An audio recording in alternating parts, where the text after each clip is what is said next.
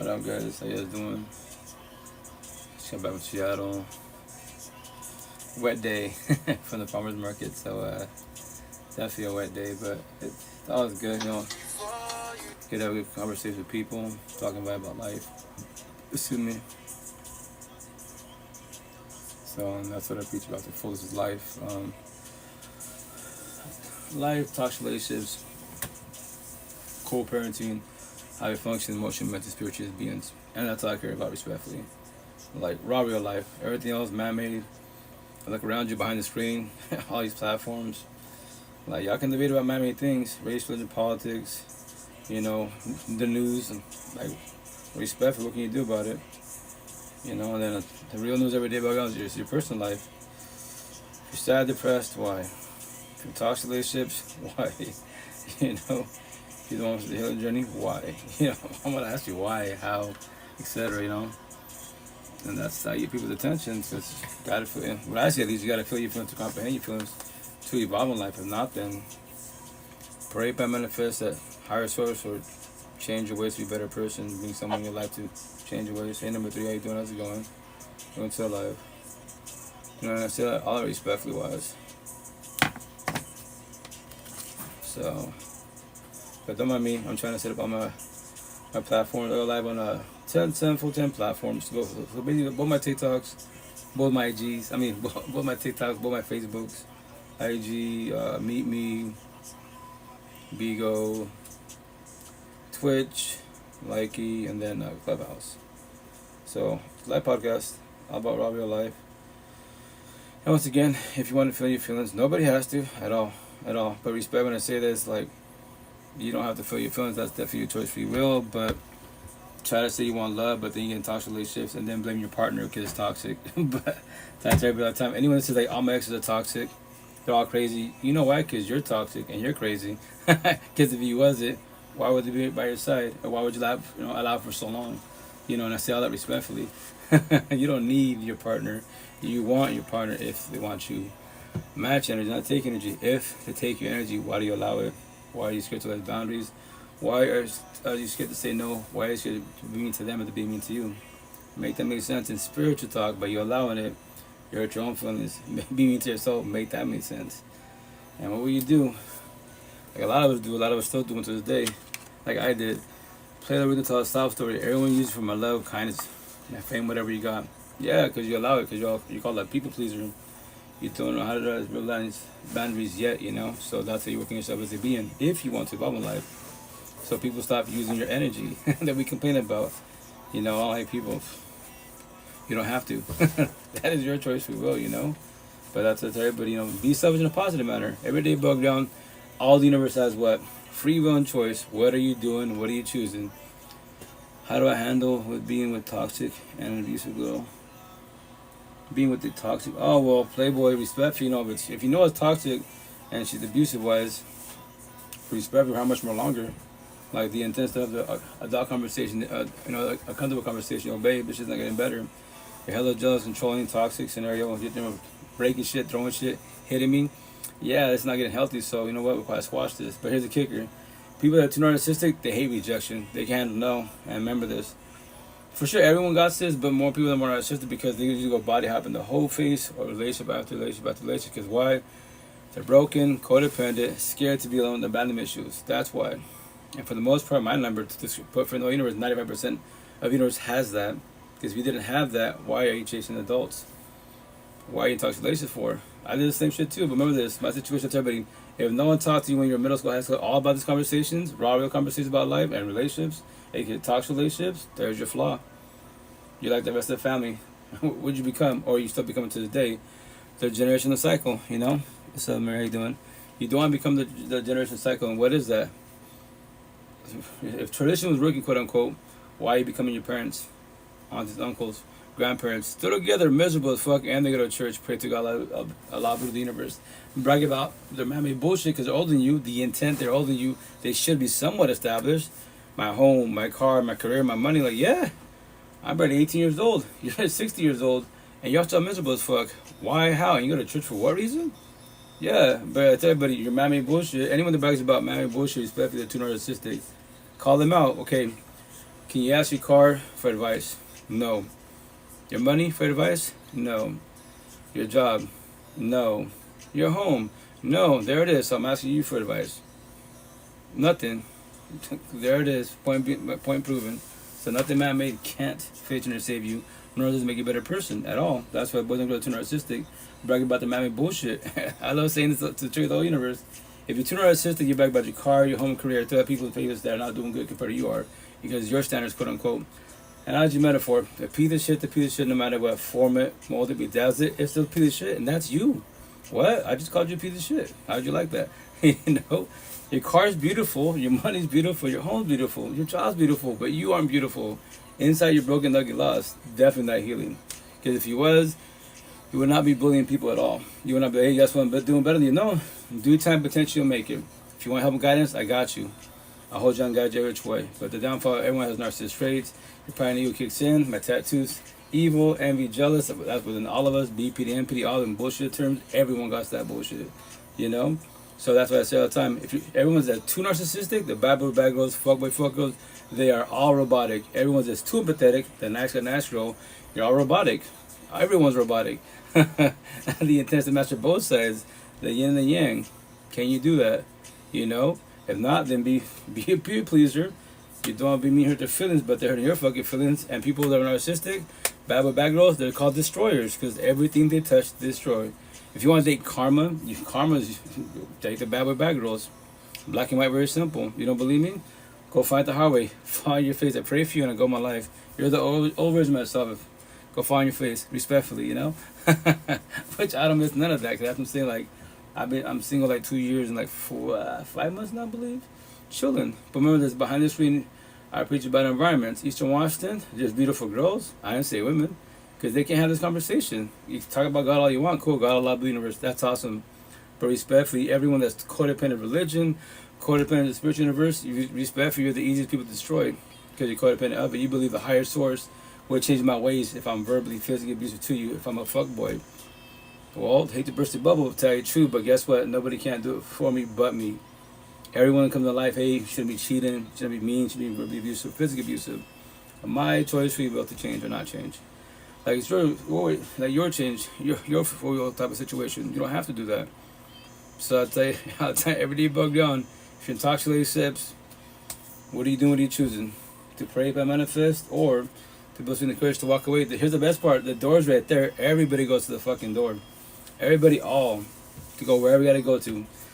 Drop the kids after school, go visit your family, go visit your friends, and you bitch about the partner that you're with. And why do you have to choose to want to go back to home to them? And that's just one night. That's just one night. How many more nights to be? I don't miss none of that bullshit at all, you know. So I just bought 10 acres in Missouri. I prefer. Hey, my house. That's beautiful. Congratulations. That's awesome. Oh yeah. You know. But remember that I say all respectfully wise. You know, because my situation, I'm just trying to get your attention. So if you're in toxic relationships, for how much for longer? What? The question is for how much for longer? Because the worst stress in the universe is having toxic relationships, having toxic partners. Because every day, you wake up, you look at them. They're sleeping like angels right now, mentally, verbally, fuck them. And you just woke up. I love my job, yeah. I said the same shit. I love my job. I love my peoples. Whatever I'm doing in the streets and the universe. But I'm dreading to go home. When you're dreading to go home, your shit's over.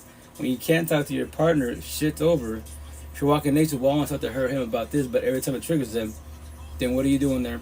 You respectfully, what are you doing? You believe that's the best you can do in your life? There's a zillion people in the universe. And if it's just about one, why stress about one? Respectfully. Like, no, don't do that to yourself at all, you know. So that's how I was trying to create the market today. So my tattoos, you know what your tattoos about? Oh, it's all about life. Really? It's all about life if you want to talk about life. So what do you mean about life? Talks relationships, you know. If you're the good guy, good girl, you show respect, but your partner's too narcissistic, or the the bad girl type of situation, you bump heads. That's not healthy. So how much longer will you do it for? And we're just going back and forth talking environment and stuff like that. So why do I pray? Like, nothing's wrong with praying, but respectfully, you're praying for the wrong person. And I asked her, how long you been with them? 3 years. Okay, 3 years. How's it been on the overall? And don't lie to yourself. Yeah, there's good time, but typically they're more bad than good. So, and but yeah, just every time I talk to him, he just pops off or wanders off type of situation. Or we have a sync, or he'll be like, Same conversation again. I was like, I said the same shit. Like, what do you mean? Because us boys, not men, we're narcissistic, and we do communication and comprehension. You women are more empathetic wise. You're trying to figure out this little problem between relationships, so you do communication and comprehension. So, Queen, Miss, respect, you're talking to a wall. What? You're talking to a wall. For how much more longer? What do you mean? You're 3 years in, so how much longer? You know, the farmer market ends next week, what? So the idea is that you're working yourself, and you pray, hope manifest for yourself, not for him, for yourself, because you've been praying that hope manifested for 3 years of your life, and he hasn't changed his ways, right? So the farmer market ends next week. So the idea, if I come back, if you and I survive the winter, next year I see you, next spring I see you, what up, Key, how you doing? How's the relationship coming along? If it's not any better, I'm like, yo, so now it's what, 3.5 years? I haven't seen you for a minute since wintertime, right? So I'm asking again, respectfully, how much more longer? 4 years, 5 years? You know, she's like, I want to do that. I go, Queen, I said the same shit. My first baby mom, 12 years, 12 fucking years. These are to finally get up and leave and choose myself. It's a long fucking time. I pray if I manifest in my tattoos. But here's the kicker. When it comes to like toxic relationships and you pray for your partner, nothing initially is wrong with that initially. Like maybe weeks, months in, sure, but not fucking years. Years, baby's marriage to be. I pray if I manifest the higher sources, or just say, God, Allah, Buddha, the universe, your ancestors, the spiritual universe, change your partner's ways so to be more loving, more kind. We do communication comprehension. Years? I pray for you. Once again, the truth hurts. You don't have to comprehend it. No one's coming to save your partner nor you. It's only you. Everyone comes to your life, be it spiritual, religious. All of us are communication. We're all messengers. That's all we are. Be it positive or negative. Everyone comes to your life as a blessing. When they leave, what's the lesson? Be it positive or negative. There's always lessons to be learned. I promise you that. When you learn these toxic relationships, the lessons, whatever the red flags are, observe them, comprehend them, because when you comprehend them, you observe them with the next potential to be whomever, as a partner, as a friend, associate type of situation, and when you see him, you observe him, comprehend them, and what do you do now? Verbalize boundaries. You won't be like, well, I don't hurt people's feelings. Respect for what's wrong with hurting people's feelings if they're passing boundaries, if that's not your standards at all. And you tell, hey, if you don't like it, check out. A zillion people around me you can talk to. Why do you want to talk to me? Respectfully. I'm trying to have my boundaries. You don't have to respect them. So now I'm being selfish in a positive manner because it's my life, and I'm pushing you away every which way. You want an organization? Elaborate that word as far as that. Like group? No. I'm solo. I'm with the organization with the universe, sure. But no, organization, negative. Do I run the streets? Negative. Behind the screen, brown prison tattoos, gamer, mafioso, hoodlum, prison tattoos, negative. Those are all blue pillars, entertainers. Anyone in the streets, black market world, gang, mafioso, racist, you're all blue pillars. You're entertainers. You entertain the streets. I'm a red pillar. Educate about life. Teach about life. Raw real life. Every which way. If you're sad and depressed, how, why? Especially, I'm here to call you out in a positive manner. If you're single or have a partner, you have no kids, how are you sad and depressed? I'm a single father, 8 kids. I lost 2 families. Let me know what's going on, I'm GD. I was just checking you. Checking me as far as what? Gang talk? Street talk? I don't care about blooper conversations. That's irrelevant. All you blue pillars, respect for your entertainers. You can't educate the streets at all. I mean, the universe at all. The streets, please, that's irrelevant. Because once again, you live in the streets, you got 4 options. Beat up, locked up, shot up, or 6 feet under. The rare case, you change your life. You go from loose disciples, the fuck ups of the universe, to God's disciples. Now you preach about God, love, the universe, Mr. Positive, Mrs. Positive. You change your whole lifestyle. Go on TikTok. If you're on TikTok, search bar, type in the Johnny Chang. Look at that. Ex-Asian gang, everything. He'll preach about what he did prior. Now he's respectfully a Bible thumper. Respectfully. Nothing wrong with religion, but I tell people when you're codependent of religion, of the universe, you're going to fall on your face. Because no one can't finish save you but the person marry you. You don't have to comprehend that. You can say that God could do it for you. Allah could do it for you. The universe. If that's factual, then why are you stressing? Why are you mad? Why are you depressed? Why are you bitching about life? If that's factual, nobody can do it but you. Everyone is communication. We're all messengers. The only person, the whole universe that can do comprehension for you is you. You gotta feel your feels to comprehend your feels to evolve in life. If not, point the finger at your mom, your kid, your ex. If everyone fucked you over, cool, I get it. It sucks balls most definitely, right? So when you start the healing journey to do accountability, what? To observe the red flags, to comprehend the red flags. What happens again? You verbalize boundaries. You won't fall on your face because now you do comprehension. I don't like that. Like, for example, my first baby mom's respectfully, the first and last girl I'll ever be with is from the ghetto hoods. I live in the ghetto hoods, but nothing against, when I say live in the ghetto hoods, yo, it's toxic as fuck. Show me love in the ghetto hoods. Not really. So she's the last de la calle in Spanish. English, street folk, hood niggas and shit, black market world. I'll be with a girl from the ghetto hoods if she's a woman that's healing, preferably healed, that can actually have these robbery conversations about robbery of life as a woman. As a woman.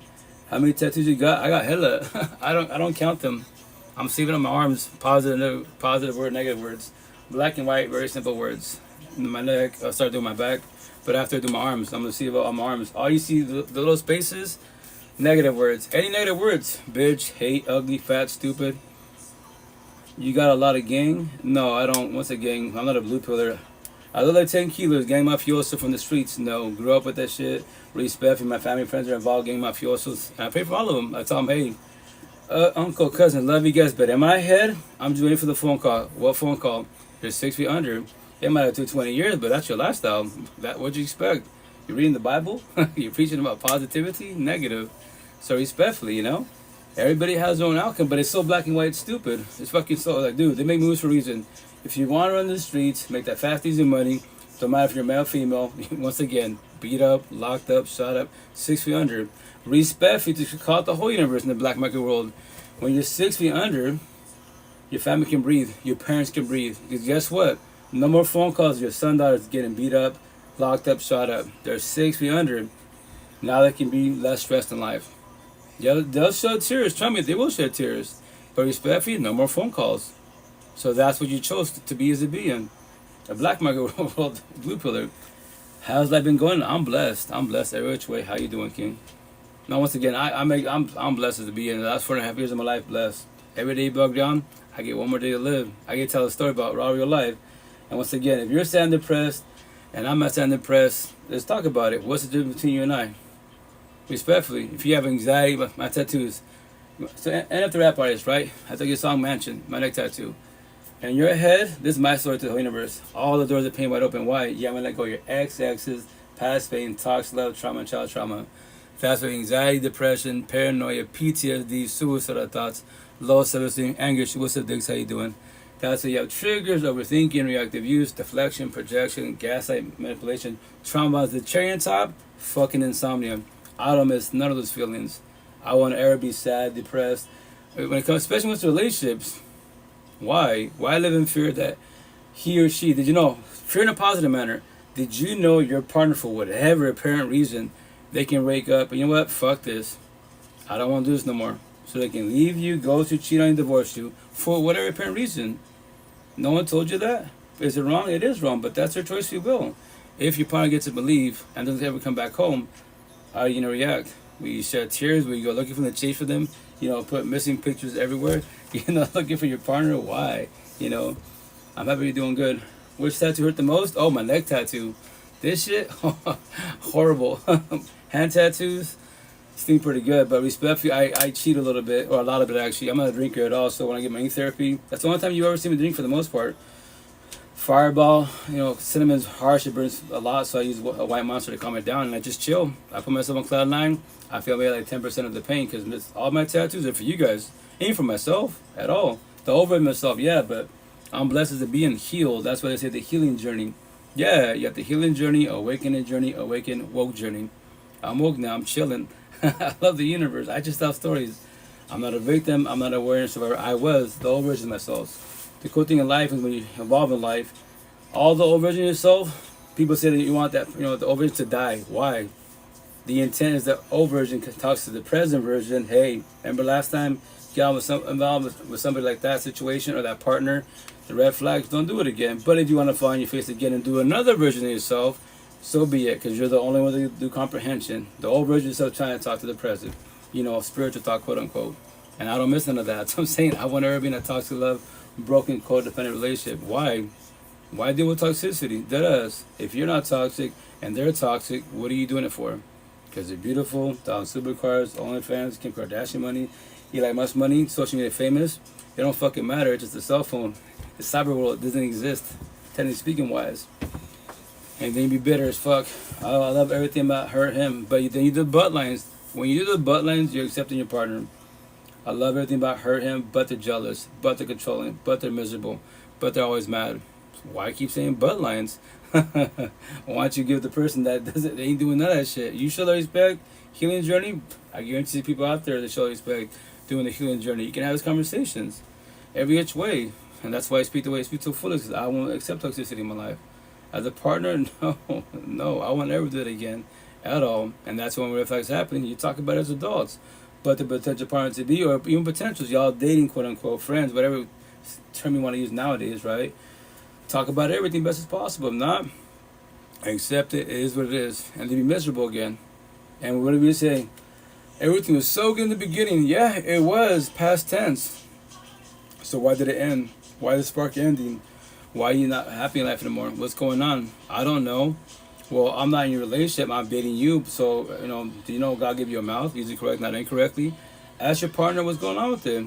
Well, I'll be mean, hurt their feelings, or might bother them. It's a touchy subject. But that's your partner. Why can't you talk to them? I would call you on a positive manner. Respectfully, what are you doing with them? What?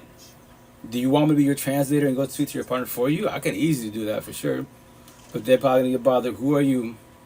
Well, I don't know you are personally-wise, but I speak to your partner. And they can't talk to you, so I'm the translator because they can't be the translator to talk to you. So what's going on between you guys? So I can relate to her, him. Even though they should be doing it here, but they're scared to talk to you. I don't know, have no personal experience with you guys. Maybe you're verbally abusive, potentially physically abusive. Maybe you get triggered, start breaking shit, put your holes in walls. I don't know you like that. So what's going on? And they don't have to talk to me. I don't want to talk to you. Cool. Hey, I did my part. I was the messenger, and they said they want to talk to me. So now eventually you should talk to your partner. If not, did you know that door is right there? Everyday bug ground. You can leave whenever you want to. What? You didn't know you have options? But yes, but here's the best part. We're fucking adults. Stop stressing about adults. Your partner's an adult. You're an adult. A zillion people in the universe, man. I promise you that. Promise that. We all know right from wrong. If imagine you forgot what's right from wrong, this cell phone. I got 15 cell phones. Google, Alexa, Siri, YouTube is cheating wrong. It's being toxic wrong. It's being verbal abuse. It's all the fucking answers right there, but you don't have to comprehend anything you just read, anything you just watched. That is your choice, free will. Everyone's got that shit every day bugged on. That's what I say all the time. What are you doing? What are you choosing? The point right there, what are they doing? What are they choosing? They say they're toxic, they're narcissistic. They're fuckboy fuckgirls. They choose to do wrong. They choose to emotionally, cheat, physically cheat, be verbally abusive, physically abusive, and you choose to also stay there, because I guarantee you, be religious, spiritual, you pray and manifest to the higher source, magically, somehow, is going to change your partner's way, so they magically wake up tomorrow, and they're fucking angels, and they match your energy. Well, guess what, kids? It's not going to happen. They can only do it for themselves, respectfully, but you don't have to comprehend that. Born and raised a Catholic, I'm also spiritual, and the religious talk, spiritual talk, they're like, you can't be both. I could be whatever I want to be. I call out the whole universe. In a positive manner. My face tattoo, I think it says I call out all the universe, capital ALL, 2 to 10 the matrix. Every single one behind the screen, face to face, be religious, atheist, spiritual, whatever category you're in. Let's talk about robbery of life, depression, anxiety, PTSD. You have kids, co-parenting. What? You can't do co-parenting. Why? Well, because feelings are still involved. Yeah, they fucked you over, you fucked them over. It sucks balls. I get it, most definitely. But now you do for the kids best as possible. You have to become best friends. Try to have a better friendship, the partnership. Figure out why it failed. And they don't have to do closure. You do closure for yourself.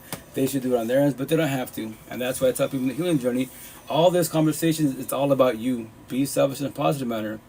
Because the only person that can heal, forgive, and change and save you is you, the person in the mirror. Nobody else can't do it for you. I can elaborate feelings. You can tell me, I can elaborate. I can give you every option of the scenario. Analogy, metaphor, riddle. I can give you all of that, but you're the only one that can feel your feelings, to comprehend your feelings. But you don't have to at all. To touch a subject, I know it is, but for how much more longer respect for you, will you play the role of victim, tell a sob story that everyone fucks you over? Yeah, a lot of us got fucked over. I promise you that. You're not the only one in the whole universe. So for how much more longer will you complain about it? Respectfully, and that's why you protect your energy. The less stress in your life as a being, I promise you 1,000, the better for you. I can guarantee you that shit. Wherever there's boundaries, if you have to push that away in the beginning, so be it. We're blessed with technology, man. Every which way, maybe locally, you don't have a support team, no one to talk to. Zillions of fucking platforms, zillions of live sessions. All it takes is a comment, question, spark conversations, man. That's all it takes. if you're ready to have conversations about robbery life. If not, to have conversations about everything man-made. P. Diddy, fucking the politics, the wars, all this man-made bullshit. Not God-made, man-made. I pray for you guys. So you have a debate about that and worry about man-made bullshit respectfully. And not worry about yourself. Because if you don't want to feel your feelings, you set all the goals you want, achieve all the achievements you want to do.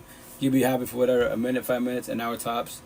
And then you get bored, the sparks end. Because why? Because you're running from the person in the mirror. That's it. You're scared to stop, turn around and face you. Learn to love you. Learn to do what makes you happy as a being. Be selfish in a positive manner. Stop people pleasing. Yeah, you got kids, you have to be cool. Take care of them, but make time for yourself. If not, put yourself on the back burner and then be exhausted and have your relationship potentially fall apart. You know? Can't tell my partner, got my housewife scenario, but I don't. That's how housewife will up in heads. I got work wives everywhere. If I party and kick it, which I don't, but let's say I did, I got club wives, housewives. I got wives everywhere. Every which way. Allow us to respect what we do. Play the rhythm, tell a sob story. Because someone looks at you, you look sad and depressed, you're mad bitter, and how you ask questions, man, especially specific questions. How's everything at home? How are your partner doing? Oh, well, shit, we're bumping heads. That's all it takes, man. The intense platonic conversations, but the downfall of people that are too empathetic, they believe they're the one. Nobody in the whole fucking universe. I'm a single father of kids. I can't fake change or stand on my kids at all. Physically, yes, but if in toxic relationship and they're trauma bonded, I can't. I know they'll go back to their partners.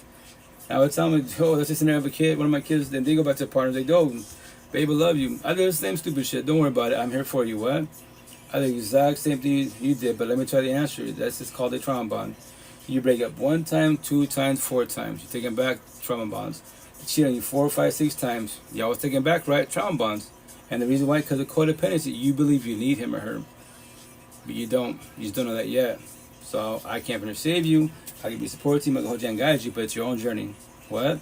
It's your own journey. You got to feel your feelings to comprehend your feelings. You're the ones got to let go. I can physically pull you away from him or her, whatever they're into, right? But I know you go back. See? That spiritual wise, emotional part, that's a you, not an I. But I'll tell you this, I won't ever do what you're doing ever again in my life. Nope, at all. Because I don't need my partner. I want my partner if she wants I. Simple as that. And a lot of people like that, you know, being selfish is being selfish in a positive manner. We're taught that being selfish is wrong. Sin, the fuck it is. If you don't got you, then who got you? Your partners, your kids, your family, friends. Did you know that anyone can get up and leave whenever they want to? For whatever apparent reason? So once again, if everyone leaves you, the whole universe leaves you, and you're all alone, if you don't got you, then who got you? That's why the intent to learn to cherish you as a being. Learn to have to be alone. When you comprehend that, you know exactly what I'm talking about. Anyone can leave, anyone can leave. I don't worry about that no more. For what reason? There's a zillion people that talk in the whole universe. I'm not stressed about respecting my own kids, a partner, family. I'm talking to you guys. I don't have to. That's my choice, free will. No one's got to respond. That's your choice, free will. But I know 1,000, the way I speak, especially with the queens, I'm always going to have conversations about raw real life. Always, no matter what. I know that already. So, but I already know this. I don't need my partner. I want my partner. A lot of people on the screen, 95% of you believe you need your partner. And it's going to hurt when the breakup happens, divorces, the cheat go. It's going to destroy the fuck out of you. Because of codependencies. We're brainwashed to we need people in life. The only person that needs anyone in life right now are our kids. You was a kid. Became a teenager, a young adult, an adult. You find out the household. Now you become somewhat dependent on yourself, quote unquote, right? But that's why when breakups happen, because we're brainwashed, we need people. Scared to be alone. People try to start the healing journey. And they get scared, and then what do? Body hop in the whole face, or jump into another relationship, fucking back and forth type of situation. They go back to the exes, rebounds, a fucking bloodbath, because they're scared to be alone, you know? What's up with this face tats? They look more intentional than most people's rave mistakes. Oh, my tattoos are all about life. Specific tree of life from Tentacion, 20 years on, this is 20 years on the side, because he was 20 years old.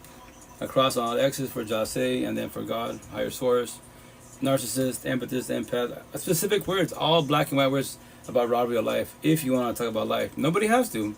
All my tattoos all about life. Specific words to get your attention, potentially trigger you. But the positive is this: if it triggers you, and I donate from Adams, the question is this: why? How? They're just fucking words. But yes, I get it. They're words. They cut deeper than a knife. They're spells. Beautiful, exotic. motivation, inspirational, or they're very destructive, very mean, very hurtful, very painful, traumatized. I already comprehend all that. That's why I got all these tattoos on my body. All about life, strictly about life. If you're ready to feel your feelings, nobody has to feel their feelings at all. I respect your boundaries. There's no pressure. I just pray for the universe, and I go my life. That's all I do. I don't worry about the news. I don't worry about locally gang my fuel. I don't respectfully. My nephew, he's always my little news reporter. You hear about this? Someone got shot. I'm like, what is it? Gangs? Blue pillars? I don't care. Any innocent people? No. Oh, respectfully, black, black market with the black market world. Respect. I don't care. They didn't want to be here. What do you mean? That's their lifestyle. You know that, right? So respectfully, their parents can breathe now. What do you mean? That's mean they have parents. Yes, their parents gonna shed tears for now. But I promise you 1,000. Sounds fucked up, but it's honest truth. The 2,000 are hurt. The parents can breathe now because the parents ain't getting no more phone calls. Your son, daughter got beat up, locked up, shot up. No, they're 6 feet under. They knew their lifestyle. Bro, it's black and white, man. If you live in the ghetto hoods, you want to run the fucking black market world for that easy money, go for it.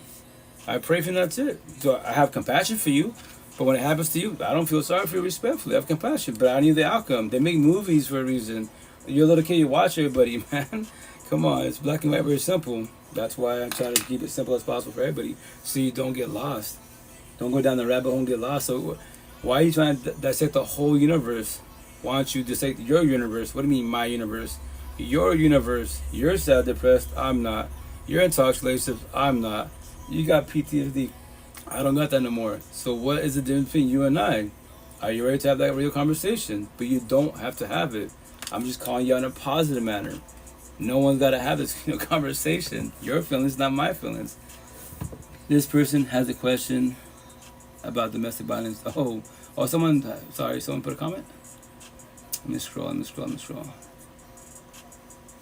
I have a serious problem involving DV and I need help. If that's too much, that's okay. Oh yeah, go for it. What's up with the question I'm asking? When it comes to DV, domestic violence, remember this. It'll start with the verbal abuse. That's where it starts. It'll build to the physical. Do not get to the physical. That's why if the verbal's pretty bad, red flags are everywhere. The door is right there. Respect when I say this. They say Mexico, it's America. Call the boys in blue every which way. If your partner is too narcissistic, where they know that they're more like sociopath, psychopaths, and because they believe in spiritual talk, they're your slave masters. They fuck your feelings. You're too empathetic. You're the slave. You won't get up and leave because you're scared, right? So then that's when you talk to the people and escape route. Have options. Because potentially you might not be here tomorrow. You know your partner. Dead ass. If you're too narcissistic, make a TikTok. Put it on these platforms. That's a forewarning. You don't have to do this, but it's a forewarning. Just say, hey, check it out. I have no problems with nobody in the universe. Nobody in the universe. Absolutely nobody. But my partner is too narcissistic. You want to use that big word, narcissist. They are narcissists. Say that term. They are narcissists. So if anything happens to me, God forbid, I'm not here no more, then look for him, look for her. I have no problems with nobody. Absolutely nobody. No one's after me but them. They won't let me leave. So that's the shit. I don't miss none of that bullshit at all. That's when it starts with the verbal abuse. How do you feel about a person cheating on their physically abusive partner? Emotion cheating. Oh, well, first and foremost, cheating is wrong. Everyone knows this shit. Cheating is wrong, man. If you choose to do wrong, that is your choice free will. If you decide to cheat, that's your choice free will. But emotional cheating, their cell phone, 24/7, 365, a zillion fucking options for everybody. I love my partner, but I'm at people's DMs. That's called emotional cheating. Nothing wrong with talking and bullshit flirting if you're just bullshitting, but no, with actual flirting, eye connection, DMs, you're sneaking links. Yeah, you're emotionally cheating. If you're both, here's the best part, if you're both doing it, and let's say whoever's doing it, they know you have a partner, respect to call you out before you do the physical cheating. Do not call yourself a good person, a religious person, a spiritual person, atheist person if you know you're doing wrong. You're good for the streets and Spanish culture, okay, the Spanish language. You're basura garbage, respectfully, to trigger you. That's what you are. Everyone knows right from wrong, but it's easier to have the excuses than point the finger because they didn't treat me good. Whatever excuses. SOS, stuck on stupid. 1 + 1 = 3, wrong answer. Cheating wrong no matter what. You can destroy people. Fuck it, really, really bad. Remember this, you will never hurt a fly. But you got triggers. You're bothered, angered. We see stoplight. My first tattoo is stoplight.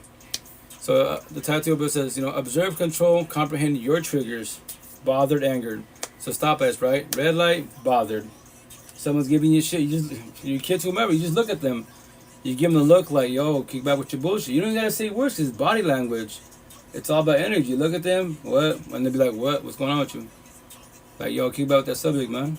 You're bothered. And continue on, you're like, now you're angered. Our narcissist trait, everyone got this shit. It's a narcissist. Think about hate, narcissist, pride, ego, lust, greed, power, evil, envy, jealous within all of us. Now what? Control your pride and ego. Go outside and, what you gonna call it, go outside and get some air. Get away from that environment. If not, stay there. Pride and ego, fuck it. Stay there. Become triggered. So the green light, hatred. Hatred is us falling points voluntarily. Now you became triggered, right? So don't become triggered. You built hate, right? The devil comes out of you. BPD, empathy, flash, snap, blacked out. You got triggered by words, feelings, conversation, the truth. That's your four phases. That's your only four categories for the whole universe. What? Your triggers to become triggered is by words, feelings, conversation, and truth. Oh my gosh, life's so hard. That's all you have. So now, religious talk, you don't have to be religious at all. Behind my left here, Bible talk, right? Cain and Abel, that little story. You don't have to be religious at all. Google it, YouTube, TikTok, type Cain and Abel. Hear the story. So everyone, all can become Cain, and you take your brother Abel out. Emotionally, mentally, spiritually, verbally, physically. Because you became triggered by words, feelings, conversation, the truth. It's only four categories for all the fucking universe. You don't have to do a big ass lecture. You don't have to do, years of fucking therapy counseling. It's only four categories. I called you a bitch. It's a word, bitch. Do reverse psychology. Reverse psychology. Call me a bitch. So if I don't react, I don't get bothered. No energy shifts on my side, but yours does. Why? How? What is the difference between you and I? Let's figure that shit out together. But you don't have to at all, because anyone that not ready for that conversation, because you're not ready to feel your feelings. But you will play the role of victim tell sob stories. Boo-hoo me. I know you will. Everyone does that shit. That's why the men and women that are healing, we want to feel their feelings, to comprehend their feelings, trying to figure this shit out, so we stop being toxic, love, broken, codependent relationships. Stop daydreaming about love. I love my partner, but you feel single. Then daydream about love. Be happy for others. Do not happy for yourself. Go to church all you want. God is good. Cool. I tell Queen today, we talked about that. The one that's in a toxic relationship, and she's like, he's verbally abusive. How about physically? Not yet. Has he broken anything? Not yet. He'll pick things up. That's building up to the physical. I go, okay, quick question. Are you like religious, spiritual? Should not. I'm religious. I'm a Catholic. Cool, Catholic. What about him? Yeah. Ready for it? Go for it. I'm about to get a tattoo on my body sometime for sure. Make my shirts and hoodies. When you say God is good, right? Yeah. So now I'm gonna say this. My new saying for everyone to call out the religious people, any spiritual people. God is good, but are you good? So Queen, with this conversation, your energy is beautiful. I know you're good. Your energy is beautiful. So God is good, and you are good. You're doing God's life best as possible, right? I can tell by the end of this conversation. Now your partner, God is good. It don't matter if they go to church. Scenario, let's say has tattoos of the Rosary, Jesus, Virgin Mary. They're just fucking tattoos. They're just images. It does not make him a better person. God is good. He's not good. What? He's not good. So he's verbally abusive, emotionally cheating. He's picking shit up. He's built to the physical. Wait till he becomes triggered. But now he's bothered. My tattoo. I show you. See that red light? Stoplights. Red light, bothered. Yellow light, angered. He hasn't hit the green light yet to become triggered, and shit's flying, breaking, potentially taking your ass out or whooping your ass. And he's gonna say, "I'm sorry, I didn't mean to do that, but because you triggered me," or whatever bullshit excuse. But no one has to get to that point. The verbal that's where it starts from the beginning, man. It's gonna become worse if you allow it to be. The best part is this: the door's right there. You can leave whenever you want to. This American ain't fucking Mexican. Call the boys in blue. But you don't want to be mean to them. You don't want to get in trouble. Then stay there. Stay there. Get your ass kicked respectfully. And then what? You might not be here tomorrow.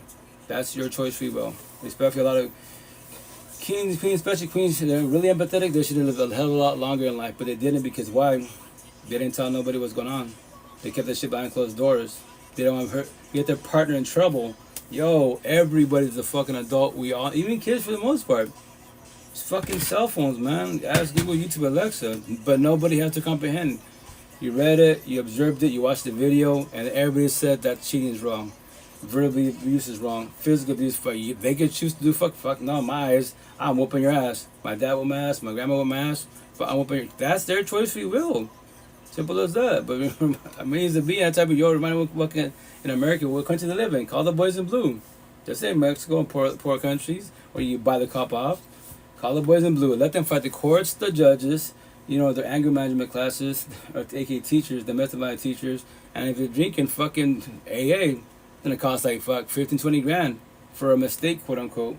Like, no. Working your triggers, bothered anger, so you don't become triggered. Then the devil comes at you. Whatever bullshit term you want to use, my BPD, MPD, PTSD, all those terms. Everyone wants that bullshit, Drinking beer, Stone Cold Steve Austin, or have a tequila shot with Undertaker. That's awesome. Thank you for listening. I wish you will. God bless. Likewise. Thank you, the burner. Once again, that's why I go live for you guys. If you make comment, ask questions, we can spark conversations. It's all about conversations. If not, I love talking to myself, so I'm comfortable with my own skin. That's why in a minute I'm about to make a bunch of clips, which I'll be doing a lot more now. It's like, play clips, hey, not my voice, on my side, you can't see the video. So, excuse me, you just got audio. And the best part of this, you touch yourself as a being. Behind the screen, face to face. If you're not in the box, you're not commenting. And any platform, you're like, whatever, let's see scenario.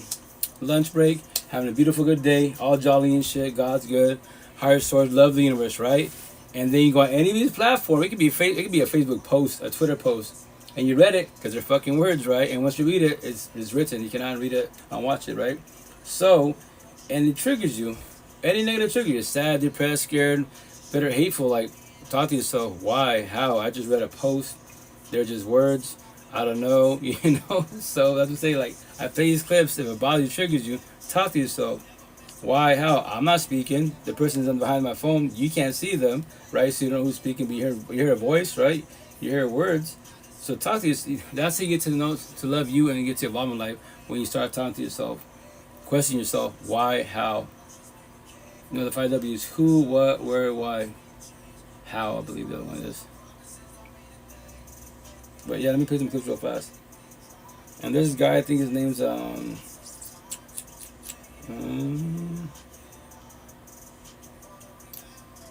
his name's Taylor, right? I've been following maybe like 4 or 5 months. He's got a podcast. Like, once again, his podcast is like legit. Mine, when I post my shit, this is a live podcast. Respectfully, it's about myself. What you see is what you get. I'm not gonna put no effort into my products. Like, when you see my little clips, very bare minimum. I know I speak fast. I'm almost stuck and I'm very, very exhausted. I do so many one-on-ones.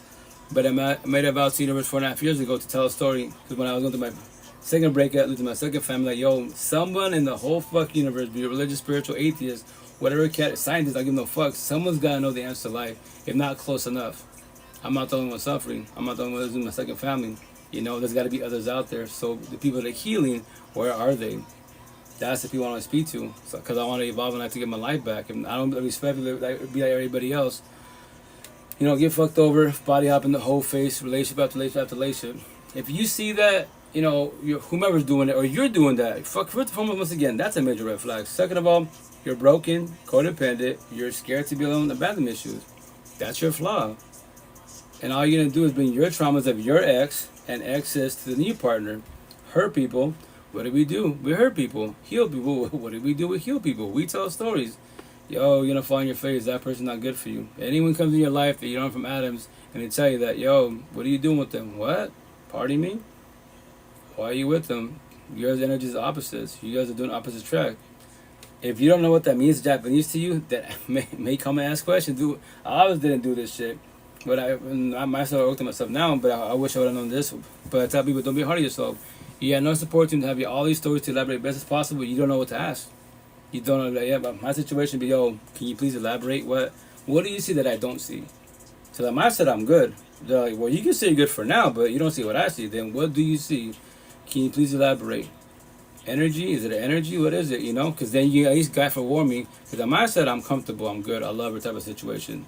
But if you see something that I don't see, I would love to hear whatever you got to say about her. So then when you tell me, I don't have to comprehend you, but I can observe my partner. Remember, there's all scenario now, right? I can observe my partner to see the red flags, to see what you see. Like, oh shit, he's right, she's right. Oh yeah, I didn't see that. Cool, thanks to them. Remember this: the only person that can do comprehension is you as a being. As a being, whomever speaks to you, once again, they come as messengers, and we're just communication. That's how we are. Be a bad or positive news type of situation, right? You're the only one that can do comprehension. It is your relationship, it's your feelings, not my feelings.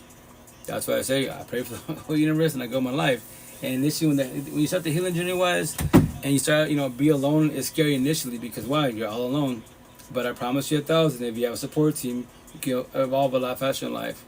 You can heal, forgive, not forget, because it's been written, and let go a hell of a lot faster because the support team, the intent, if they're good support team wise, you ask them questions, make comments about all your feelings. Yo, today I feel so depressed. Like my support team 4.5 years ago, 10 of them live workers. They were like, well, why do you feel sad and depressed? I don't know. Well, do you want to break it down together? Gotta feel your feelings a little bit. You don't have to. I respect your boundaries, your choice for will, but it's the only way you can evolve in life. Because you gotta talk to yourself. Every time you have negative triggers, sad, depressed, whatever, what is it? What is it? What caused it? Did you think about your ex? No.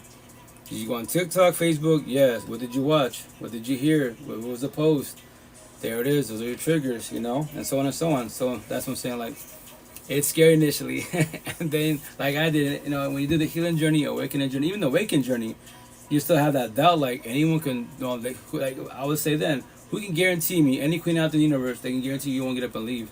If I'm working on myself in the healing journey wise, and I show love, respect to the fullest, am I being verbally abusive at all? I'm not giving you shit at all. Like I showed it to the fullest. I worked on myself. What can you guarantee me that you won't get up and leave? Because that's a scary feeling to have. Like what? But I tell people because of fear. But remember this as a forewarning. Anyone could leave, anyone could cheat, anyone could break up with you. That is their choice for will. You know that, right? What up, DJ? How you doing? Respectfully. So why live in fear? You don't need your partner. You want your partner if they want you. Match energy, not take energy. But I promise you, before the sparks ending, all the fucking red flags are there. Especially living in the same household. That's your partner, quote unquote. Everything's consistent. Remember, love is consistent. Communication, comprehension. You try to talk about everything best as possible. Toxic love fucking hurts. All the bullshit, love hurts, fuck love. My first tattoo, my first baby mom. I'm not a poet at all, right? Love is good when it's good, but when it's bad, it's bad. That's back in 2000, my first baby moms, a long time ago. Fuck, I was the V-card virgin. I was born as a Catholic, and I was like, God, Allah, Buddha, all that good stuff, right? Show the respect, and then I hook up a person that's, hella ghetto, hella toxic, that like I to the fullest. Opposites to everyone's like, I heard it all for 12 years of my life. What are you doing with her? What are you doing with Yes, I know, I heard it. I love her. That's not love, it's toxic love, but I didn't know this conversation, But that's the shit. That's why I tell stories for the universe so you don't fall on your face. And if you do, positives, if you have a support team, yo, give me your hand. Let's do it again. What? It's okay, king. It's okay, queen. Let's try this again. Let's figure out why you failed. Why it happened. What? You gotta feel your feelings to comprehend your feelings. If all the red flags, comprehend the red flags, the next potential to be does not happen again. You will replace boundaries. I don't like that. I don't do that. I'm not just trolling. I don't like emotionally cheating. So on and so on. As adults, boys and girls can have this conversation. Men and women, we can have this conversation. I don't go with all the mammy bullshit categories. All my tattoos, high value men, high value women. I don't give a shit about that. Man versus. I don't care. It's irrelevant. Everyone's equals not knowing, man. Everyone has their own role, quote unquote. But nothing man-made can't fix or save you at all. At all. Nothing man-made. Your car, your home, whatever it is. No. Yes, you have a badass car. Cool. It's letting you fucking look at all these fucking elites. To call it the whole universe, all you elites, all big old word, all the elites in the whole universe, they're all broken, codependent, scared to be alone, abandoned issues. Here's a cherry top. How the fuck are you in the elite scenario, right? Be it legal money, illegal money, right? And you're a zombie and acts like an addiction. You're in toxic relationships. You bitch about your partner. You brag about everything man made you achieve, and you're bitching about your partner to go home to them. Make that shit make, and you're an elite, quote unquote. These higher sources, quote unquote. Yeah, you're broken. Once again, that's blue book conversation. Real book conversations. The richest people in the universe are the people that don't have to love themselves to win the real war every day we're on, which is you. You as a being. You wake up in the morning, you hate yourself, dislike yourself, you compare yourself to others. It's nothing to be inspired by others, but like, I want to be like them. Why don't you want to be yourself? Everyone's unique. Everybody has their own gifts, every which way. Just be yourself. But win that real war with you. So you stop hating yourself, dislike yourself. And to the queens out there, once again, respect for you in toxic relationships, you do the glow up and shit, cool. Do the BBLs, shed weight, do what you gotta do. But remember this as a forewarning. If you haven't let your ex go, forgiveness communication. You don't have to do that. That's choice will and not forget. It's been written. The second hardest part, gotta let go. Have to trigger you. The word have is very triggering. You should want to let go, right? Do closure for yourself. Comprehend why it failed to let them go. Because if you don't scenario, if I'm your ex, I was verbally abusive, physically abusive. I was a fuckboy. For whatever. Remember this. Fear, positive manner. The longer you're with an individual, the more it's going to hurt you. Whoever's more empathetic, that natural, you about to get destroyed. The bad boy, bad girls, fuck girls, they're too narcissistic. They give no fuck. They're destroyers. They go body hopping. They don't want to feel their feelings. They won't even start the healing journey. So they'll body hop to the last dying breath. That's their choice, free will, right? So that's what you're working yourself. So you remember this. Nobody is the one at all. At all. That's why you got to build compassion. If you just do heart, feelings, empathy, sympathy, then you're always going to fall on your face. Because someone's coming in your life to tell you a sob story. My kid, my ex, my father, whatever it is. You can't finish save them. You can hold that and guide them. But if they're not healing journey, they're not doing good for themselves, then why would you want to take the risk to get involved with them? But we think to ourselves, maybe I'm the one that give more love than the ex, father, whatever the bullshit excuse was. You can't. You're not the one. All we can do for each other is heal, guide, support, uplift, for one, show love to each other. That's all you can do. I got 8 kids. I can't save none of my 8 kids at all. At all. Physically, yes, I can physically save anybody. But if you're in toxic relationships, you're trauma bonded. In your head, I need them. Everyone tells you they're fucking garbage, basura and shit. But you don't comprehend that because you don't know what they see. So once again, but anyways, let me play this clip of Taylor. He's a young cat. I want to say maybe he's like 25, 30 years, maybe a little older. Badass podcast, and all he does is talk about life, toxic relationships, healing journey. When will you love again? Why is it's all these categories of being alone. Remember that big word alone. Nothing is wrong with being alone. When you can comprehend that shit and get your life back, nobody can hurt you. Then you'd be like, let's say in a scenario, I'm in a relationship, let's say, but I'm not, but let's say in a relationship, everything's good, lovey-dovey and bullshit. All of a sudden it switched up and becomes toxic. And then she could say, whatever, I'm going to leave you. What? And for what I say, the over myself, what do you fight for nobody, why are you fighting for a relationship for? Why are you chasing adults? A zillion people in the universe, why chase one? Respectfully, there's other, you don't believe there's other people out there, other adults that are healing, potentially healed in the general type of situation? You're the only one, or this is the best you can do? No. So my scenario should be, I believe you. Oh, queen, babe, remember this. Ask me down the words. Less talking and working. What? You say you can leave? There's the door. What? Leave. What? You say you're gonna leave? Then leave. Less talking and working. You want me out of here? You said that's what you're gonna do. Are you doing your threats, right? To get to manipulate. I'm not the one. The door right there. Remember this. I don't need you in my life. I want you in my life. You leave, I'm not shedding tears for you. I'm not gonna become sad, depressed. My day's not gonna go to shit. I'm not gonna work off down and out. Well, hey Rita, what's up with you? What do you mean? Well, you look sad. Oh yeah, my girlfriend, she broke up and she got up and left. What? No one's gonna hear that. I'll say, we're going through a breakup. It's over. What do you mean? My girlfriend just got up and left and that's it. But that's it. I'll go my life. I'm not going on these platforms. Respectful when anyone says this on any platform, right? You vibe with them, follow them.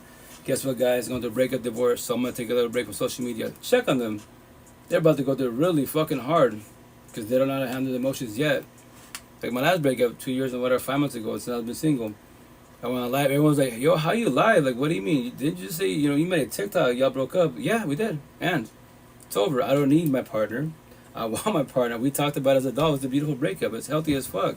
It failed because of love language. Now I preach about love language. That's where you gotta ask specific questions in the beginning. King, queen, what's your love language? Well, it's very simple. As a being, what do you want from your partner? I mean, be a good day or bad day that you would love your partner to give you, whatever it is. Buy you treats, buy you, I don't know, watch a flick, go for a walk. I don't know what it is. Respect nothing against her. She's traditional. And we talked about it in the beginning. I was like, I'm not traditional. That's the first version. That's my first baby mom's. I might buy gifts. I don't know. I don't care for any of that stuff anymore. Respectfully, I already comprehend it's man-made. And I even tell her then, she's, her love language is buying gifts. I go, babe, love you, but you don't have to buy me nothing. And she'd be like, I go, yes, I get it. That's your love language. Cool, I get it most definitely. And she's like, what's your love language? Now that we're talking about what the breakup was, I'm very simple. That's all the queens out there. Yo, queens, just be authentic to yourself. That's it. Do monogamy type of situation. Jada and Will Smith. A and B, monogamy. Not fucking Jay and August. C through Z. Fucking poly open, you cheating. All these boys and girls that fucking cheat, right? And they don't want up those terms. They don't want that title. Well, I cheat. Why don't you do? I do all the time. Call them out in a positive manner. Why don't you do poly open? Finger benefits, fuck buddies. I don't do that. I don't want that. But that's what you're doing. You always fucking. If you're always cheating, that's what you're doing. You know that, right? You just don't want the title because you want your parents to know. You kiss the priest, who gives a fuck? As long as you're honest, you do not gas and manipulate. Yo, yeah, I do poly relationships. I do benefits, friends, situationships. Everyone knows what I do. Cool. Why do you worry about people's validation? Deadass. As long as you're honest about it, what I say to the whole universe, the only person you need, cheese, compete, submit, and validation from is who? You. The person in the mirror, not nobody else. I don't need validation for my kids. I don't have a partner, but I have had a partner. I don't have validation for her. I don't need validation for none of you guys at all. It's my life. Y'all can hate me, dislike me. I don't care. If I hate you, dislike you, then you might care and get your feelings about it. Why? That's my choice for you to hate or dislike you. My choice for you. You can ask me a question, but I don't have to respond to that. You know? But anyways, you know, the thing with Taylor, once again, he's still going through it. Healing journey. I make it sound easy because my support team. I ain't tell him on his TikTok, yo, you doing good. You're doing hella good. You're vulnerable, especially in yourself type of situation. Like he said, I want to, right now you hear him, he's like, I want a family. Remember this, don't like question your self-worth because you don't have a family. You're not married, you don't have kids. Why? Learn to love you. Stop being codependent of the whole universe. Because what do we say? People make me feel good. My partner, my kids, my parents, my coworkers, social media, whatever the fuck it is, right? And then man-made bullshit. What's man-made bullshit? My cars, my homes, my job, my money, I travel, whatever it is. So yeah, so what do we say? People make us feel good. Man-made bullshit makes us feel good. So the question is the whole universe. So why can't you make yourself feel good? Shots fired. Stop being codependent of the universe. Become dependent on yourself. If not, pray about how it manifests for years to be, babies to be, divorced to be. And it's not going to work in your favor respectfully. Because you are the answer to your own life. It's not nobody else. That's people like today at the market. All your tattoos. Why don't you just write a book? I'll be like, I love hearing that question. I was like, respectfully, when I say this, right? And when I say it all the time, scenario, right? I'm not knocking on you. Everyone behind the screen, write your books. I'm not knocking on you. But anyone writes a book about, you know, child abuse shit, your dad, mom whoops your ass, because I have my parents, right? Got my asking so many times, right? You're telling my story. Toxic relationships, Spanish culture, you're telling my story. Our stories, basically, right? It might be a little different here and there, right? But I tell Queen, check out. If I was to write a book, it's going to be one page. What do you mean? To get your attention, the answer to life. And you flip it over. The answer to life is the person in the mirror. All you ever need is you, the end. What? I go tagging my body multiple times. Because I remind you the mirror, the mirror. Why the mirror? Because that's the problem. Is it the mirror or is it you? That's what I'm going to get up. Eventually, where Jesus got stabbed in his ribcage, is to say the riddle to all the universe. Who's the problem? The person in the mirror, the person looking in the mirror. When you comprehend the riddle, what are you going to do about it? So it's you as a being. You are the problem in your own life. Stop being caught up in the whole universe. Become dependent on yourself. If not, you will always shed tears. You will live in fear that someone's going to believe. Or, fuck this. Fuck love. I put my walls up. I won't ever be in love. I won't ever be in relationships. I'll be celibate for the rest of my life. I will die like this. That is your choice free will. I pray for you. I really, really do. You know, but that is your choice free will. So why live in fear of love? Because love can't hurt. It's highly impossible. Love is free. Don't cost you shit. It's straight as a fucking arrow. Love is consistent. Now, toxic love, that will cost you everything in life. You love someone that doesn't love you back. Welcome to toxic love. Anxiety, depression, all my tattoos, that's toxic love. And all that bullshit sayings that we taught in middle school, high school as little kids, you know, life's hard. You know, life, relationships, like emotional roller coaster. You have your highs, your lows, your up and downs, because that's called toxic love. It's inconsistent. Remember that. You don't have to comprehend it because it's about wording. It's all about wording, man, to the fullest. Love can't hurt, because if we say that, right, fuck love, love hurts. When I hear that, as a being, because now I work to myself, right, I hear, you know, I'm scared of God, I'm scared of Allah, I'm scared of Buddha, I'm scared of the universe, I'm scared of my ancestors, I'm scared of the spiritual universe. That's what I just heard from your mouth. What? We show you love and respect. So you're scared of us? Why are you scared of us? I'm not here to hurt you. My original myself, if you bothered me, my narcissist traits, I was a verbal abuser. Because I love to debate in a positive manner. Well, then positive says negative manner. Mammy bullshit subjects and life in general to a certain extent. But I warn you, hey, you already have the subject, this little debate. I'm giving you 3 warnings. If you can't handle words, please don't open your mouth. I'll traumatize you. And they're just fucking words. Do reverse psychology. Hurt me with words. But remember this, I don't give a shit about words. I comprehend them. They're spells, quote unquote, right? So I already know you. You can't handle this, but we can try this. But remember, when you shed tears and you're sad and depressed, I warned you, forewarned you. You thought, think is not knowing. You got to know you're ready for a battle when it comes to words. If not, do not ruin your day. That's why I say the motto to the whole universe. You play dumb, I play dumber. You play stupid, I play stupider. If you can't handle words, Please don't open your mouth. I will traumatize you. And here's the best part. Why would you allow me to live in your mansion, your head rent free? Anyone that can trigger you and bother you with words, now they live in your mansion, head rent free. They add a door of pain. Every time, I use myself as an example. These boys are hella narcissistic as fuck, and they hate this conversation, right? Because, it's all about raw real life, right? So they talk that bullshit. They can, once again, they can jump here, I can block them, whatever, right? And he's fuck that guy with a tattoo. They don't have to know my name. Fuck that guy with a tattoo. So every day bug on when it comes to haters and bullshit. Be it face-to-face, family, friends, behind the screen, right? These haters, quote-unquote, right? Me, I love haters. Because guess what? I'm doing my job. I trigger you by petty words, right? So, every day bug on, they wake up. Fuck that guy with the tattoos. And they just woke up. I woke up. I pray for the universe. I go my life. I don't think about them.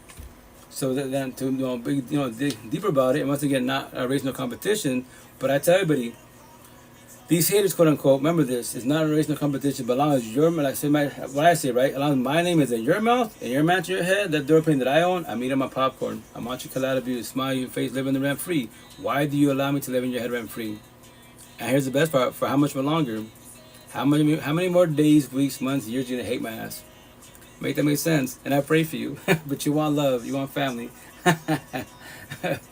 Yo, invite me to your live. Oh, which one? I hear it. Let me see.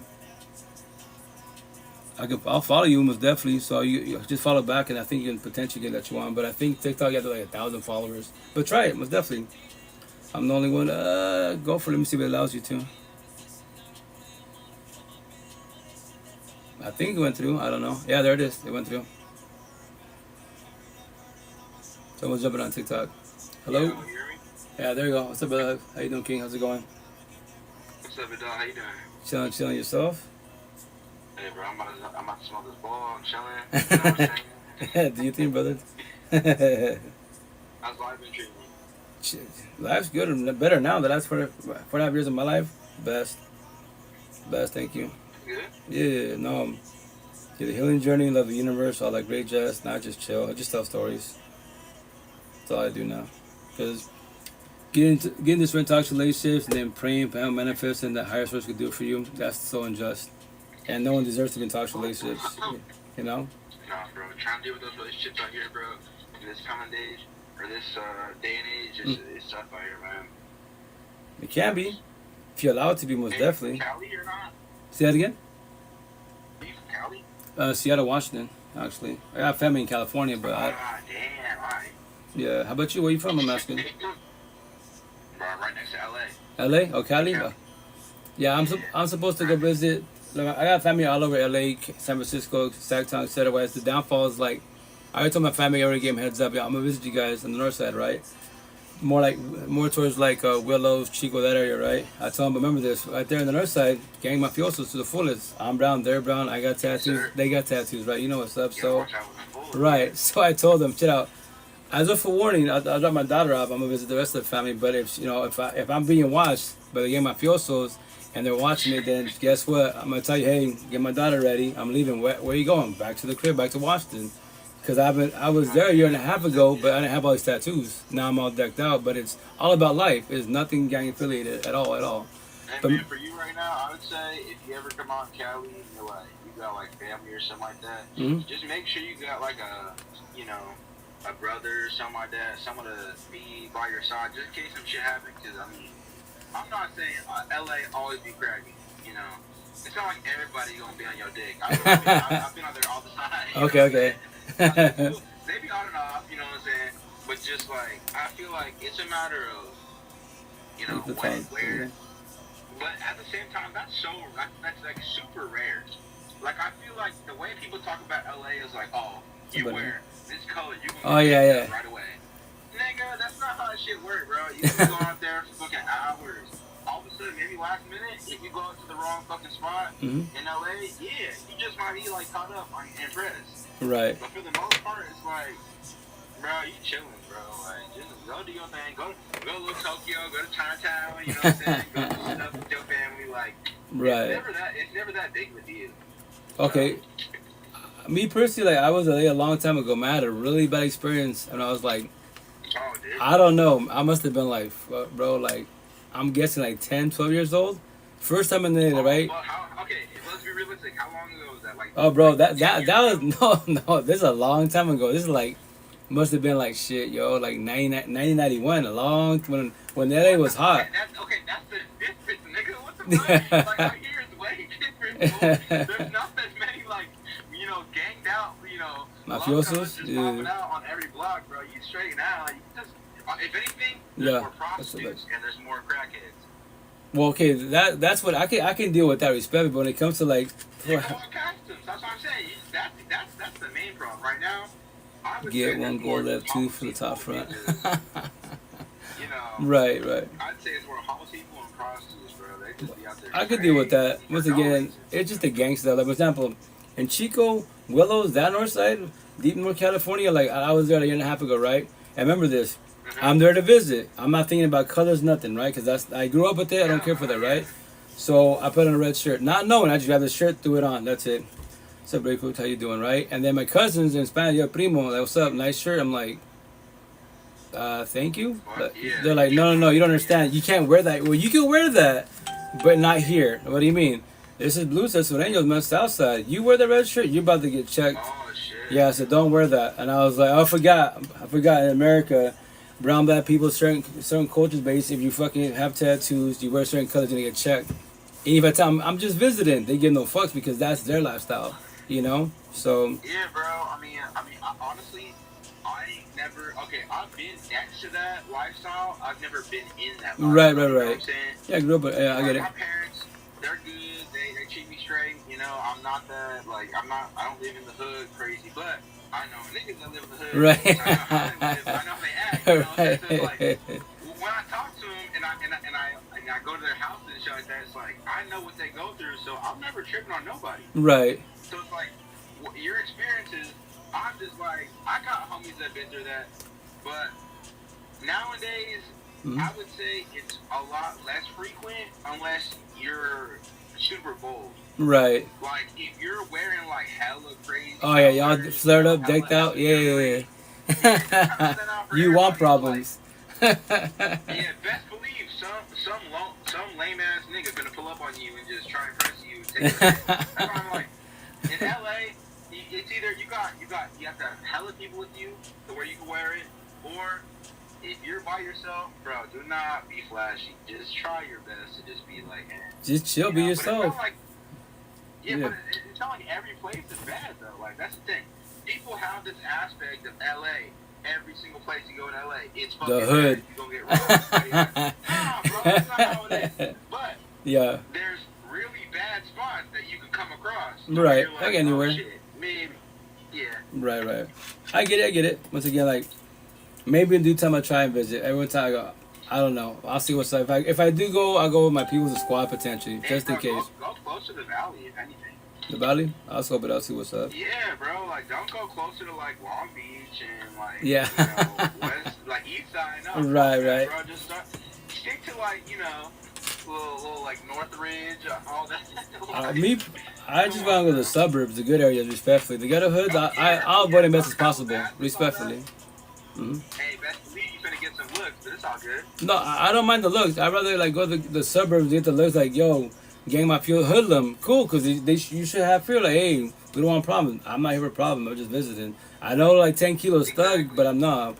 All my tattoos are about life. Get impressed by random ass niggas. Right. It's like, alright, bro, I'm not trying to find you, nigga. No, I'm visiting. I got my wife, I got my kid with me, like, stop playing with me. Yeah. The fact is, there are that type of fools that will press you in front I know. of your children and your wife. Oh, they don't care. Yeah, they don't care. That's a thug. That's real ones. But that's your lifestyle. No, those are the fools that just, they want to go to jail. They don't right, care no, well, I'm like, right. What the fuck?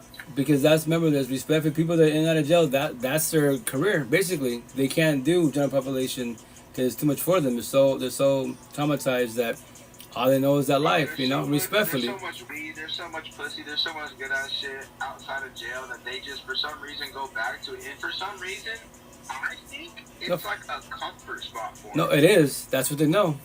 They're probably in and out of the system since they're like teenagers, So to be like a regular life, quote unquote, 9 to 5, it's not happening, and especially when they have triggers and they can't control the anger.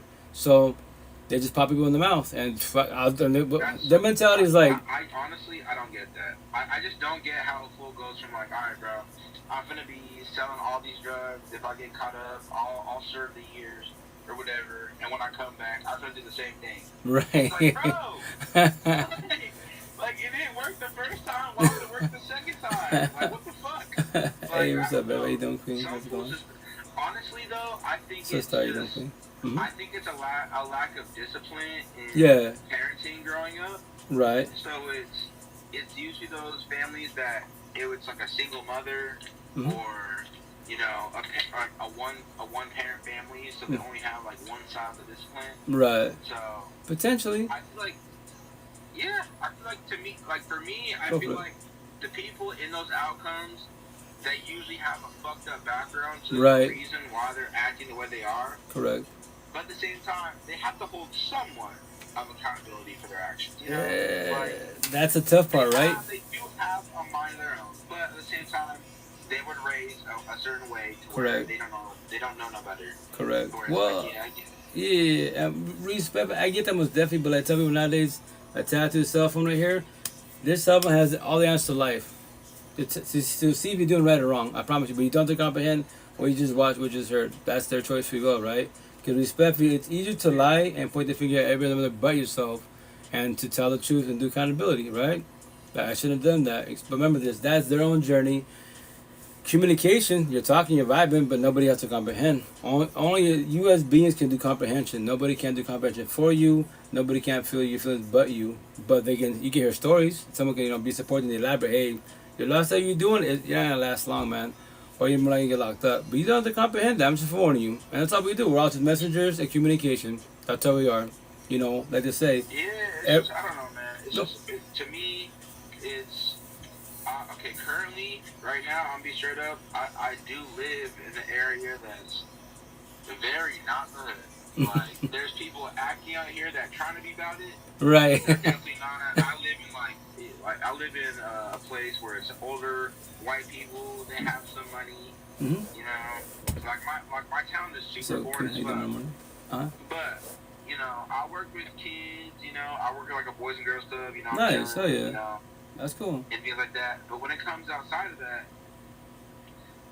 is there a way to like change my reaction when it comes to like, let's say like a road rage, right? Okay. So like an example is I work with kids, so I'm supposed to be tame with my patients, right? Be chill and not like be going crazy. But outside of the job, dog, I am not the cool chill person. I am blasting my trap music. I don't give a fuck. Like, what's up? How you been? How's life? How's everything? Whatever. How's your health? But when someone cuts me off, how you doing? You healing, Johnny? Good to see you.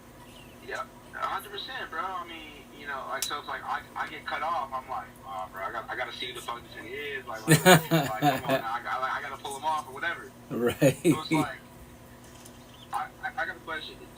How do you think I can control my patience from working in a job where I'm constantly controlling it to using that same patience outside of my job and in my real life? To where, how like with the kids, I'm trying to like, keep it humble. Right. Be role model example. Yeah, I get it. Exactly. But outside the job, I don't want to get too mad at other strangers. Right. I'm 6'2". Mm-hmm. I'm about like 298. I'm a big dude. Right. And I don't like to be intimidating, but I want to control my anger. So right. I could do that in the normal life. Yeah. Outside of my job. Right. So basically, what I say is like, I had a first tattoo, right? So driving stoplights, right? So it's called triggers. All it's seen with like BPD, MPD, PTSD, AD, everyone got that shit. It's called triggers. So when you see a stoplight, right? Red light, bothered. Yellow light, angered. Green light's hatred. So you don't want to hit the green light. You don't want to hit the green light because now the devil comes out of you. Whatever. So I'll read my tattoos, right? So it says, observe, control, comprehend your triggers. Bothered, angered. Keep it there. That's it. But everyone has narcissistic traits. Everyone has a bad side of it. The devil's side, quote unquote, right? It says hate, narcissist, pride, ego, lust, greed, power, evil, envy, jealous within all of us, right? So if you don't control your triggers and don't comprehend them because you don't want to feel them, that's your choice, you will, then you become triggered. You build hatred. Hatred is like one voluntarily, right? Now you build hate. So it says You build hate, right? So now the devil comes out of you. You know, BPD, MPD, flash, snap, blacked out. You got triggered by words, feelings, conversation, the truth, right? So talk to yourself. Why am I bothered? Like, yeah, they cut me out, but remember this, everyone's struggling for the most part, right? And people trying to get point A to point Z really, really fast. The downfall is they're not paying attention. You know, that's when we get in car accidents, you know, people just being snappy type of situation because they don't know how to control their triggers. So then you got two people that are triggered. It's going to be a bloodbath, you know? There's so many bad stories, like people getting shot up for no reason over road rage, right? And respectfully, I tell people, as beings, if you can't control your triggers, right? And you're short-tempered, very narrow-minded, please don't have no fucking guns. Because the day you snap, which would be like this, you're not here tomorrow, or they're not here tomorrow, and you're fucking going to prison over the words, feelings, conversation, the truth. Only 4 categories, right? That's what they call triggers. Do not become triggered as a being, because we cannot, religious talk, you don't have to be religious. My tattoo behind my left ear, we cannot become Cain and take your brother Abel out. Emotionally, mentally, verbally, spiritually. Yeah, it's your triggers. Your triggers. Talk to yourself. Why and how am I bothered? If you're bothered, what are they doing? Well, they're just looking at me. But they can look if they want to. You know that, right? Now, if they're staring, just ask a question. Yo, like, is there something in my face? Do I look familiar? And they don't have to respond. Sometimes you look at my situation, I look, but let's say I'm looking at you, King, but I look behind you. But yes, my eyes, we do eye contact, but no, I'm looking behind you by the image, whatever the billboard is, right? But you're just in the way. You know, like, oh, well, I'm looking at you, but not really at you. Yeah. For me, when I try to, like, learning life lessons, I try to assume that it's like a family with like younger kids, maybe, or it's like an older couple, and they're just trying to get around. So yeah. Like, I try my best to think of that in all situations, but sometimes, dog, I mean... I get it. I used to be like that also. If you try to talk to I tell people, as beings, talk to yourself at all times. You know, anytime, okay, they're bothering, you know, I'm getting angered. Why? I don't know. When we say I don't know, we don't want to feel the feelings. We're scared to feel the feelings. So we just excuses. Fuck it. Fuck them. Fuck me. Right? So, bro, but I be straight up. You're so right. It's not even funny. Thank you, Key. Wait, how old are you, by the way? I'm 18 at heart, but I'm 43 in the outside. Single father with 8 kids. A colony. I'm 20. I just oh, you fresh? Hell yeah. I just turned 20 last Tuesday. Oh, happy belated birthday, brother. So, I'm fresh. Hell yeah. You know, which is cool, hey, which is totally cool. Vibration. Hey, also, I got a question. So, you have knuckle tattoos, right? Right. Oh, last time we were banging you, know, it was fine. Anyway. Take care. How bad did that hurt? Oh, these? So I cheat. Honestly, wise, I cheat. Oh, my hand tattoos? These hurt a lot. The knuckles, yeah, these hurt a lot. Anything with your hands, your neck, your elbows, where the joints are at, your rib cage, that hurt, you know, inside your thighs, that hurts a lot. But and I'm assuming you look like a hard ass nigga, so I'm assuming you didn't take no numbing cream. No. So I didn't use numbing cream, right? Thank you, hey Breezy, how you doing, Queen? I favor you back. Whatchamacallit, I actually, once again, as a being, right, like, I cheat. So all these tattoos is not for myself. Initially, they were for myself, right, initially wise, but now I do it for the universe, right? So I cheat a little bit, actually a lot of it. I'm not a drinker at all. So the only time you ever really see me drink is ink therapy. So I drink Fireball with the White Monster to calm the cinnamon down, but I maybe feel like 10% of it. So I just do all these tattoos. Okay, so you were pretty, like, drunk? I was not drunk, buzz like a champ. Yeah, I'm just chilling on cloud 9, not drunk, just buzzed. Like I'm just chilling. That's a better way to take the tattoos, because bro, I'm gonna be straight up. I hate needles. Oh yeah, they hurt. Any shot from the doctor. Yeah. I can't, like, bro, it freaks me out. So like, do you think that's like the best choice for me? Take a little shot or two. Well, yeah. So your tattoos will tell you to chill out, because they don't recommend getting high nor drunk or buzzed or whatever. Because remember this, everyone's body's different. Yeah. So my body luckily accepts the alcohol, right? And I don't bleed out. It accepts the ink. Okay. They'll tell you, we can try this, but if you're too high, you're too buzzed, and I'm just poking you, you're going to just bleed out. The ink's not going in with you at all, and we have to reschedule the session. And now you're losing money. You're losing time, right? We both are. So my situation is luckily with my body, because my boy asked me, you can try it. The worst thing I'm going to tell you, hey, it's not accepting it, so we reschedule, and next time be sober, right? So my situation, I'm blessed. And I don't like drinking. Respectfully, when I get buzzed, I'm just like, as it being, right? I'm like, people do this every day. Like, Nothing wrong with casual drinking, casual marijuana. That's cool, casual. But not when you need it. That's called codependency. You're an addict. Like, no. Me, I don't like the feeling at all. The worst that I do, respectfully, now recently, why is psychedelics. I'm trying to see supposedly there's higher source, or I can speak to the future self. Yeah, shrooms, mad honey. Yeah, I got quite a bit of it actually. So astral projection. I have my fair share of shrooms. Yeah. So that's what I'm doing as a being, because I in this regular universe, quote unquote, life's easy. I can tell you all about life. That's what I preach about life. Like, life's hard. The reason why life's hard, because everyone got child trauma, I'm connected to, right? The bullies that bullied you are getting bullied at home. Your parents in toxic relationships are bullying each other. The cherry on top, relationships. They make you, break you, never destroy you. One person that starts in middle school, high school, typically, you fuck them over, they fuck you over. And that's the first one. That's your first church to be. Yeah. So in this lifetime, how many more tears you want to shed for people as your partners, quote unquote? You don't need your partner. You want your partner if they want you. Match energy, not take energy. If they take your energy, why do you allow it? Why are you scared to let boundaries? Why are you scared to say no? Why are you scared to mean to them and to be mean to you? Make that shit make sense. And spiritual talk, by you allowing it, you hurt your own feelings. Be mean to yourself because you don't realize boundaries. Yeah, bro. Yeah. But I have a question. Yo. You said you were a father, right? Yeah, oh yeah. I got 8 kiddos. I have a question. Yeah. Your, like, tattoos or appearance ever affect you going out with your kids and all that? Oh, nah, my kids are cool with it. They want to get tattooed. No, I'm not saying, like, I assume, obviously, your kids, like, love your tattoos. Yeah. And, you know, adore them. I'm saying, like, when you go People?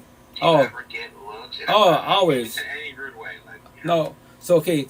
Watch this here. Eastern Washington, if you've never been watching this state, a little crash course for everybody. If you come to Washington, Eastern Washington is 1950 times Rolodex times, right? So tattoos, this, especially as a male, it is fucking wrong. I am the devil. Everyone looks at me, but they're scared of me, so they look away, right? They have the right to assume gang mafiosos, because where I'm from, it's ghetto hood right there. I gang mafiosos like crazy. I'm a brown person with tattoos. They're a person. They're gonna assume I'm like the rest of them. It don't hurt my feelings, right? Yeah, they're a white person, you know. Yeah.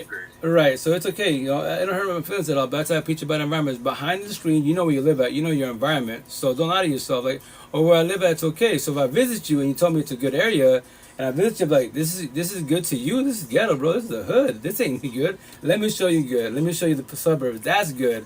We can both walk the streets. They might look at me because of my tattoos, but they don't want problems. I don't hurt my feelings. Racial profiling, I don't care about that. They don't want problems. If I live there, I don't want problems either, right? So, in Western Washington, you know that they're looking, and you know that they have eyes on you, but in your head, you're like, you know what? I don't care. I know don't. how I am personally. I'm not living like I was before. I'm living straight now. Yeah. So they can assume whatever they want. Right. That's not how I'm living right now. Correct. So is that how, like, you're... Oh yeah, no, me, right now? right. So my mentality wise, right. So I tell people, you don't have to comprehend this, right? But I worked with myself 4.5 years ago, healing journey, dissect the universe, right? So what I say is this: like, the only person you need, chase, compete, submit, and evaluate is who? You, the person in the mirror. So I don't need validation from nobody. My kids, you, nobody. So they look at me, right? But here's the case: they look at me.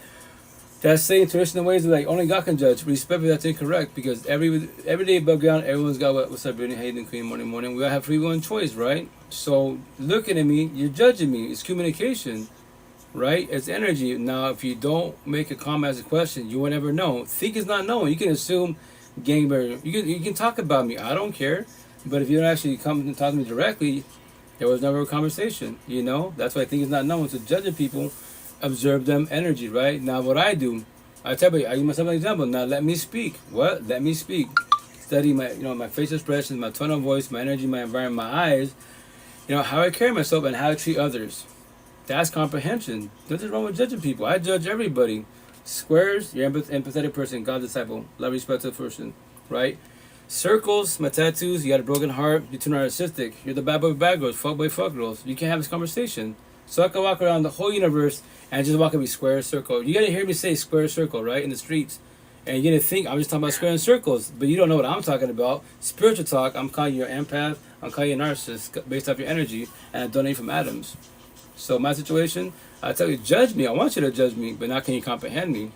I don't let 10 kilos before my mouth, now I'm speaking, do I talk about gang mafiosos, the hoodlums. I know of it. I don't care for that lifestyle, respectfully. I grew up with it. Don't care for it. They're blue pillars. They entertain the streets. I'm a red pillar. I'm an educator. I talk about life, raw real life. You're sad and depressed. I'm not. Why? How? You have no kids. I got 8 kids. I lost 2 families. So what's the difference between you and I? I should be still sad and depressed. I lost 2 families. You know, respect when I say this. If you have no kids, right? Scenario. You went through a lot of shit in life, right?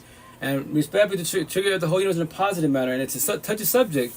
If you have no kids and you hit rock bottom, respect the trigger, you became weak, you became a zombie, addict, like an addiction, and you don't have no kids, and I'll call you in a positive manner. So you're a zombie and I'm not. And I lost 2 families. So what's the difference once again? Why did you allow yourself to get to that point? Big Pharma can't finish save you at all. It can numb you the fuck up 1,000 so you don't feel your feelings, but when you sober up, guess what happens? All those feelings you're running from, they're all fucking waiting for you. You don't have to face all of them. Try one of them. Stay by day baby steps, but you don't have to do that. You can stay a zombie for the rest of your life. That is your choice for you. I pray for you. I have compassion for you, but I go on my day and I go my universe, and that's it. Nothing more, nothing less. And I say all that respectfully. Also, yo. Question. So, you know how you work with kids. Do you think that if I got because I can't afford it right now, but I really want hella tattoos. Yeah. On especially my arms. Do you think that it would be normal for me to get upset if I got dirty looks now that I had tattoos? Because I already get some sort of looks because I'm younger. Right. Than most of the teachers at the school. Right. They had this sort of vendetta about me. But if I have these tattoos, is it gonna make the probably worse aspect of my job, It can make it worse. It can make it once again, for the most part, the environments, right? For once again, Eastern Washington, tattoos as a male, I'm the devil. There is work. There's a lot of work. The downfall, they won't hire me because of my tattoos. And when I say that, everyone please question me to say that. Well, if you knew that, yes, if I knew that, why did I get my tattoos? It kind of throws with Jesus, because I decided to crucify myself with my tattoos. Why? To tell a story. I love my tattoos. If you were to talk about your feelings, that's why, as a being, I call everybody out. When I go to these job interviews, right, and they see me on the phone, pre-interview, chopping it up, bullshit, cracking jokes. I walk in, I'm the devil, fucking crickets. I am interviewing the manager, assistant manager. And it's not why are you scared to look at me? I'm interviewing you type of situation. And I'll call them out. You go to church, you believe in God? Yeah. So why do you? What? Why do you? God talked to everybody. Jesus talked to everybody. So what are you scared about words? And then from there, I have to go, I'll call you. You ain't going to call me. I'm not 16 years old. You're not going to call me. My tattoos bother you because you're born, once again, Bible thumpers, religious folk for the most part, Catholic, Christians, whatever they are, Jehovah's. I'm it don't hurt my feelings at all. You won't even talk to me about it, but it's okay because you're a boy. A girl, I'm a man. Men and women, we talk about this. Boys and girls can't have this conversation at all, respectfully, So, I love this conversation. That's why as a being, if you didn't get tattoos, don't regret them at all. I love all my tattoos. They're mother of boys right here. I love and respect to the fullest. Respect, if she's the last female in this lifetime I will ever destroy with my words as a partner. Ever. I don't want to ever hurt nobody with my words, especially as a partner. If you mind to scream face to face, I'll trigger you in a positive manner. But I will call you out about raw real life. You're sad, depressed. I'm not. You have no kids, so why are you sad and depressed? Why don't you want to figure that out? But you don't have to. Nobody has to feel the feelings at all. But respectfully, you're going to daydream about love, and you expect other people to fix you? Your partner makes you feel good, and they pick up when you're down every time you become triggered and you shut down. But did you know your partner can get exhausted because you take the energy? And for whatever reason, they can get up and leave. The intent to talk to you about as an adult, yo, babe, shit, I love you, but it's been a year, and you always shut down. I didn't do my situation. I went to myself. As a scenario, let's say I'm with her. I wouldn't do a year, but let's say scenario, I was still working on myself, healing engineer, right? And I'd be, yo, babe, every time you shut down, I pick you up, right? But then you push me away. I get crucified. I get grounded. I can't talk to you, can't hold you, nothing, because your father triggered you, your kids, your ex, whomever it is.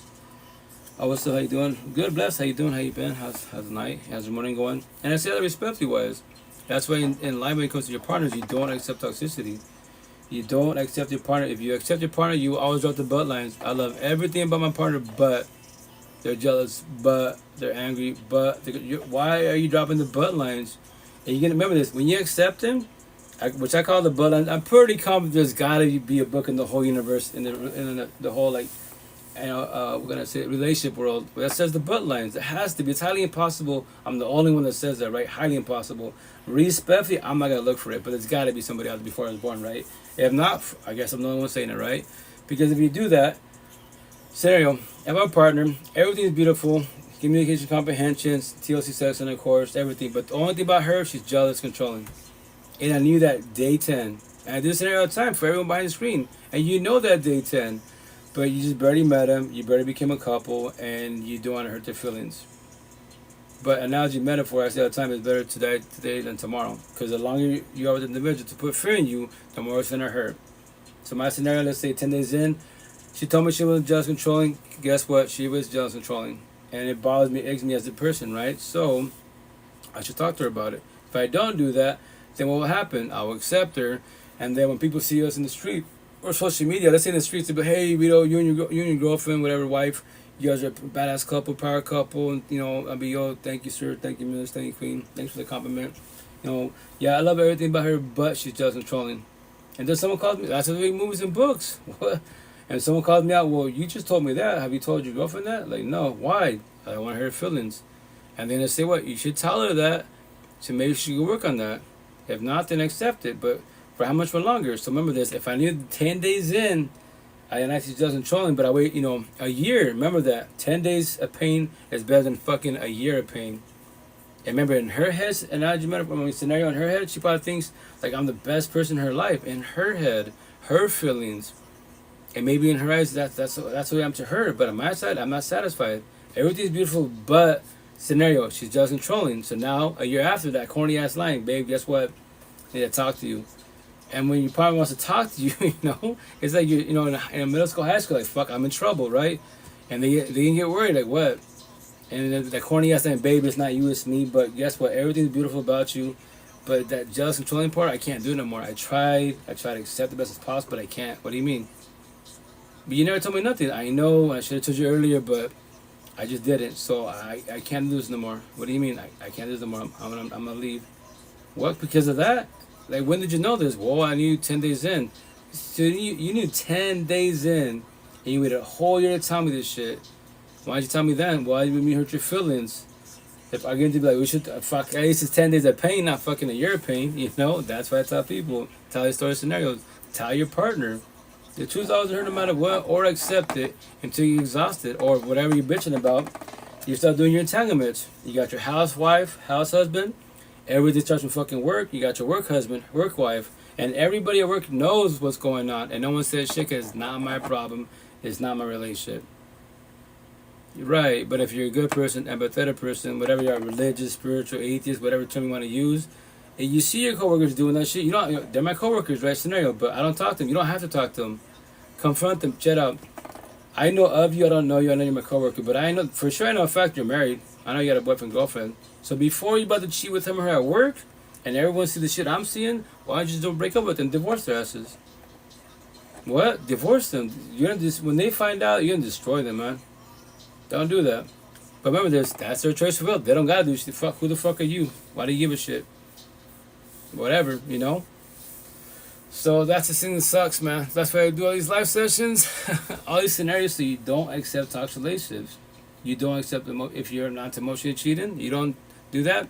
Don't let your partner do that. You got the intent to be happy in life, but first and foremost, you as a being, learn to love you. First and foremost, be selfish in a positive manner. If not, be codependent of everybody. My kids make me happy. My partner makes me happy. The universe makes me happy. My car home, right. So people, bullshit makes you happy. So the question is this, why can't you make yourself happy? That's the dilemma. Detail the codependency and become dependent on yourself. If not, daydream about love. Or be scared of love. Your walls are up. Respectfully. But yeah, let me play this clip finally. Do you feel optimism?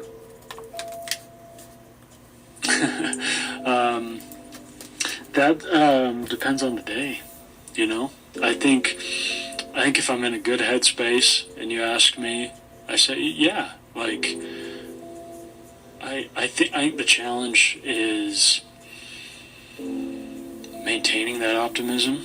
I think there are days where, and I haven't done any therapy, but I think there are days where I'm like, you know what? I am really special. I am a beautiful soul. I have so much to give. I have so much love to give. Like, I think anyone would be lucky to be with me. And then there are days where I'm like, well, if that's true, why am I still alone? You know, it's like I'm playing devil's advocate with myself. And it's like I'm looking at it like a scientist. I'm like, well, the evidence is pretty clear, you know. But I would say 72% of the time I'm pretty optimistic. Yeah. But yeah, I think where the challenge lies is in feeling that every day or most days, and not going to the dark places where I feel the opposite of that. But I think surrounding myself with the people I have has made it infinitely easier. Yeah. I think it's just the moments where I think I feel overwhelmed at times by just the void of the love that I want, the void of a family, and it's not even,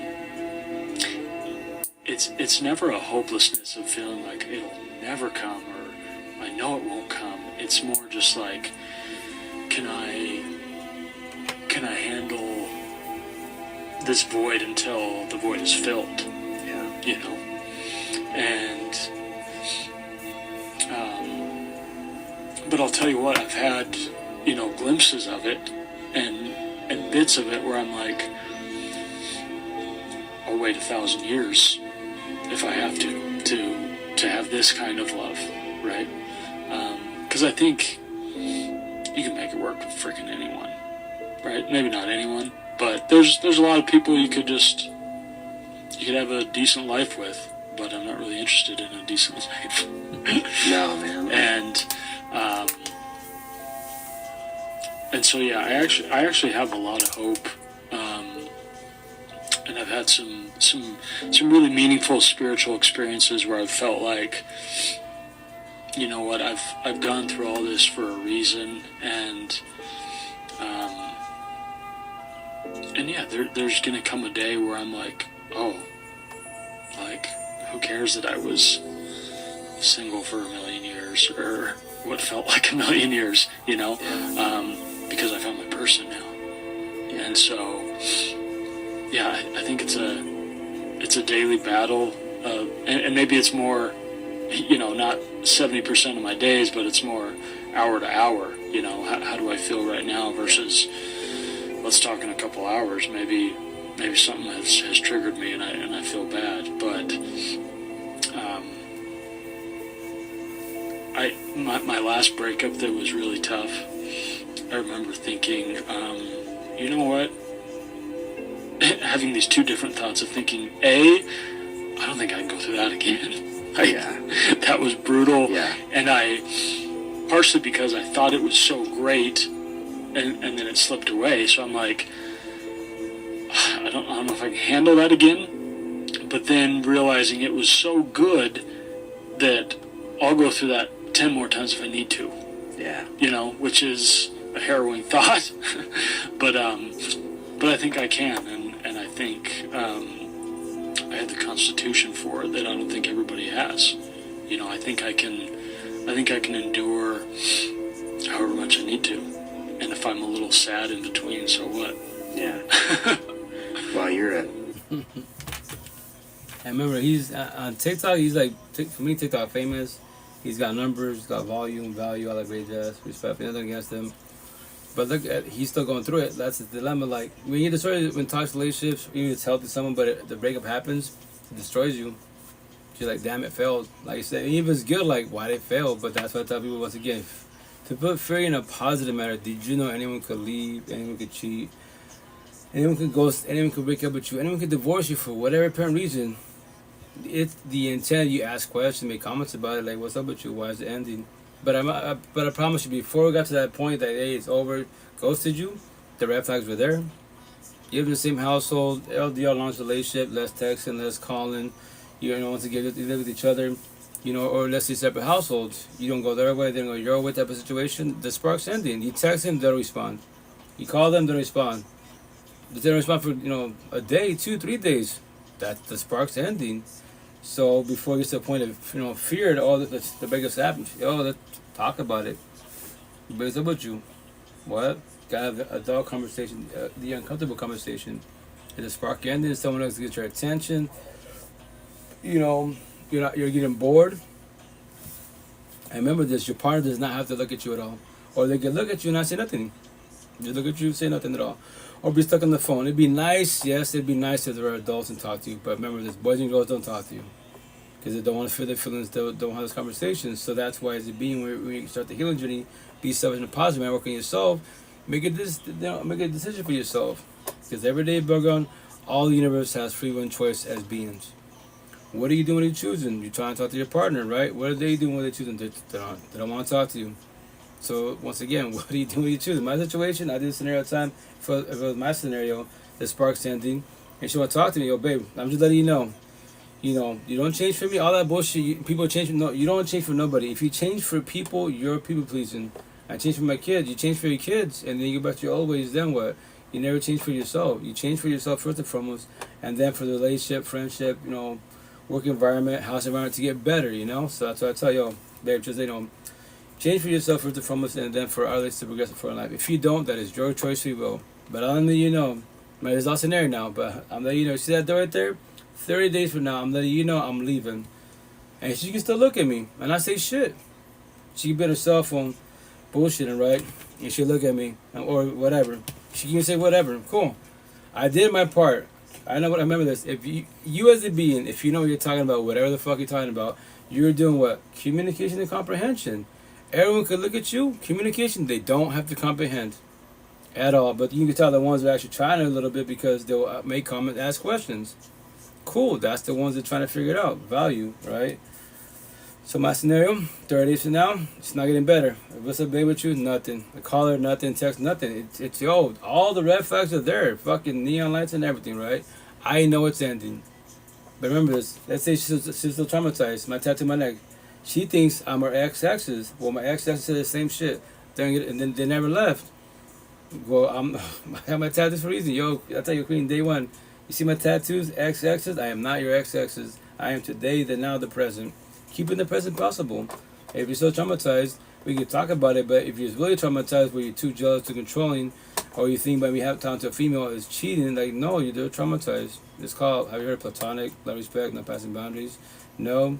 Then you're still traumatized, respectfully, you know, right? So, maybe she thinks I'm still her ex-exes. So 30 days goes, I go to work, I could take, remember this, in life you can lose things. You know, yes, you bought whatever, you bought the bed, I bought whatever, right? Cool.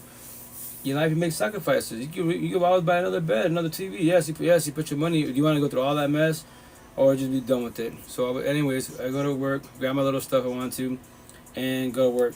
And I'll say this in there. This is a routine. I'm supposed to be home. You know, Tiffany get home at 7 p.m. It hits 7 p.m. She texts me, baby rat. I see my cell phone. Got my cell phone, right? I look at it. A message from my ex, right? She doesn't know yet that she's my ex, right? I look at it. I don't respond. My choice, free will. At 8 o'clock, she called me. Babe, where you at? What's up, babe? First and foremost, I'm not babe. What? My name is Margudo Yala. What do you mean? You forgot what happened 30 days ago? I told you I was leaving, but I thought I was just messing around. No, you see my stuff? I took my stuff. What? I'm not coming back. Where you at? Why does it matter where I'm at? I'm not coming back home, but I'm your ex now. I could be your friend, a social support team. We can figure out why the relationship failed. So you start the healing journey. That's your choice, but you don't have to. So the next person you get involved, you don't hurt them. You didn't hurt me at all. I don't need you in my life. I want you in my life. But the other person behind me, if they haven't started the healing journey, or they're in it but they don't have too much support, you could hurt them, and they will question their self-worth. And more likely to become trauma bonded, and they'll accept that shit because they would pray by manifest that their relationship is better, and it's not gonna get better because of you, respectfully, you know. But that's me as a being. You know, I look at myself. I'm gonna sit there walking. Hey, the truth always hurt no matter what. Love or hate it. If you can't know the truth, be with people that lie. Boys and girls too narcissistic, they don't like hearing the truth. Simple as that. You know, so that's why my tattoo is black and white.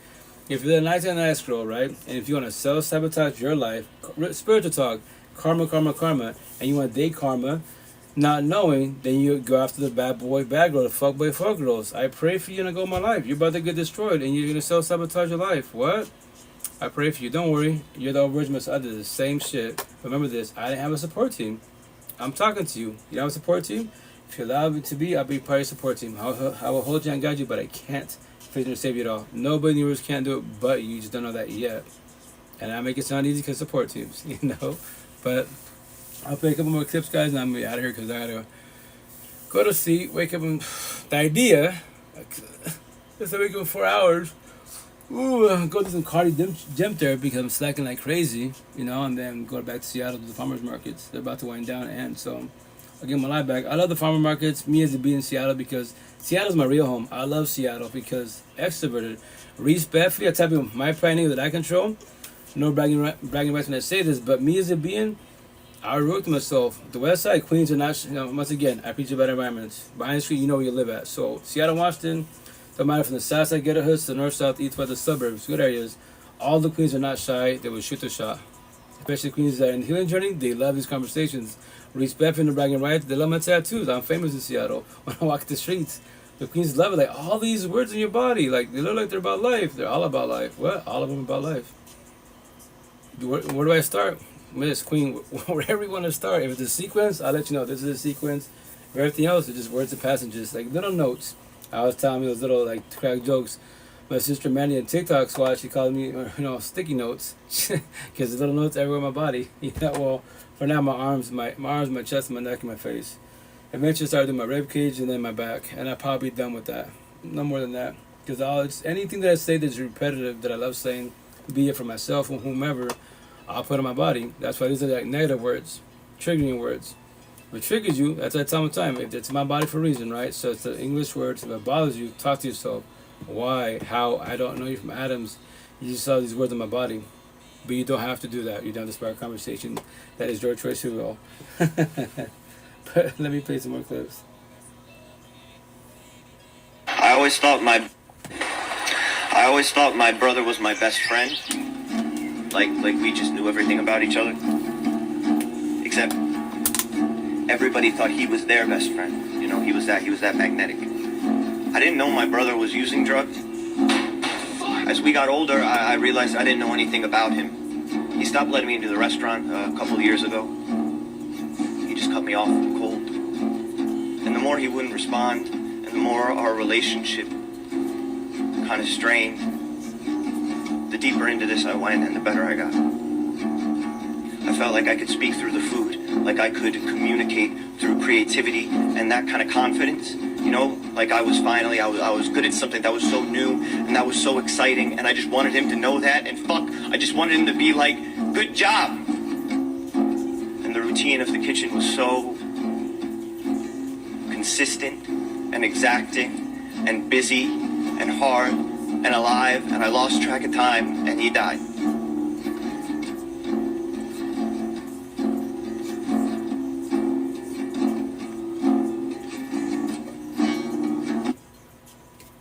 Deep shit.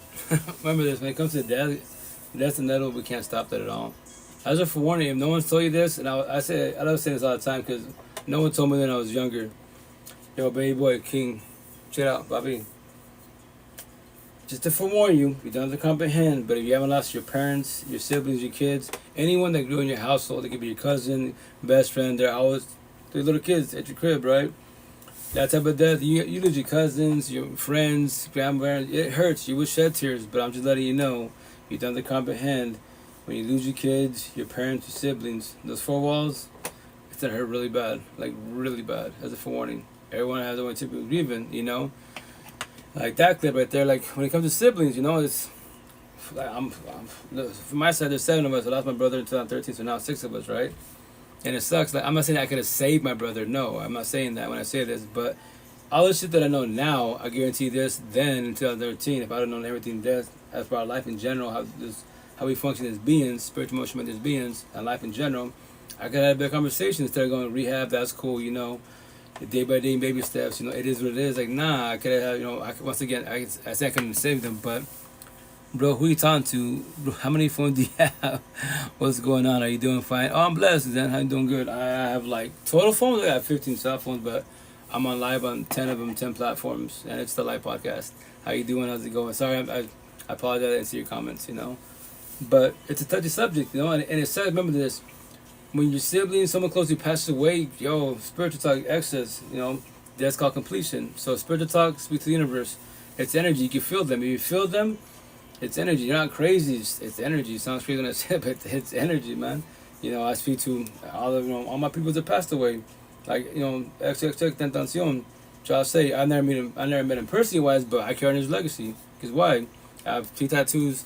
The tree of life, 20 years old, because he was passed away at 20 years old. The X, all X's have a cross for say God and the universe, right? And then his tattoo on his neck, remember, because they're just words. But those words for me hit hard because he was trying to remember how to get his life back at 20 years old. I barely got my life back at 39. That's my tattoo. 39 years old. 18 at heart, I'm 43 now. I get to tell stories. The last 4.5 years of my life, blessed. I love the universe.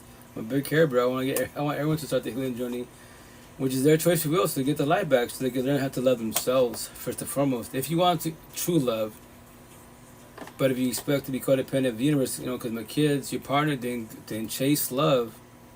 But that's not love at all, because it also is true. If you want true happiness, it's the person in the mirror. If you want unconditional love, it's the person in the mirror. If you want support, it's the person in the mirror. If you want the fountain of youth, it's the person in the mirror. If you don't got you, then who got you? Fear, once again, a positive manner. Anyone could leave, cheat, go break up with you. That is their choice, free will.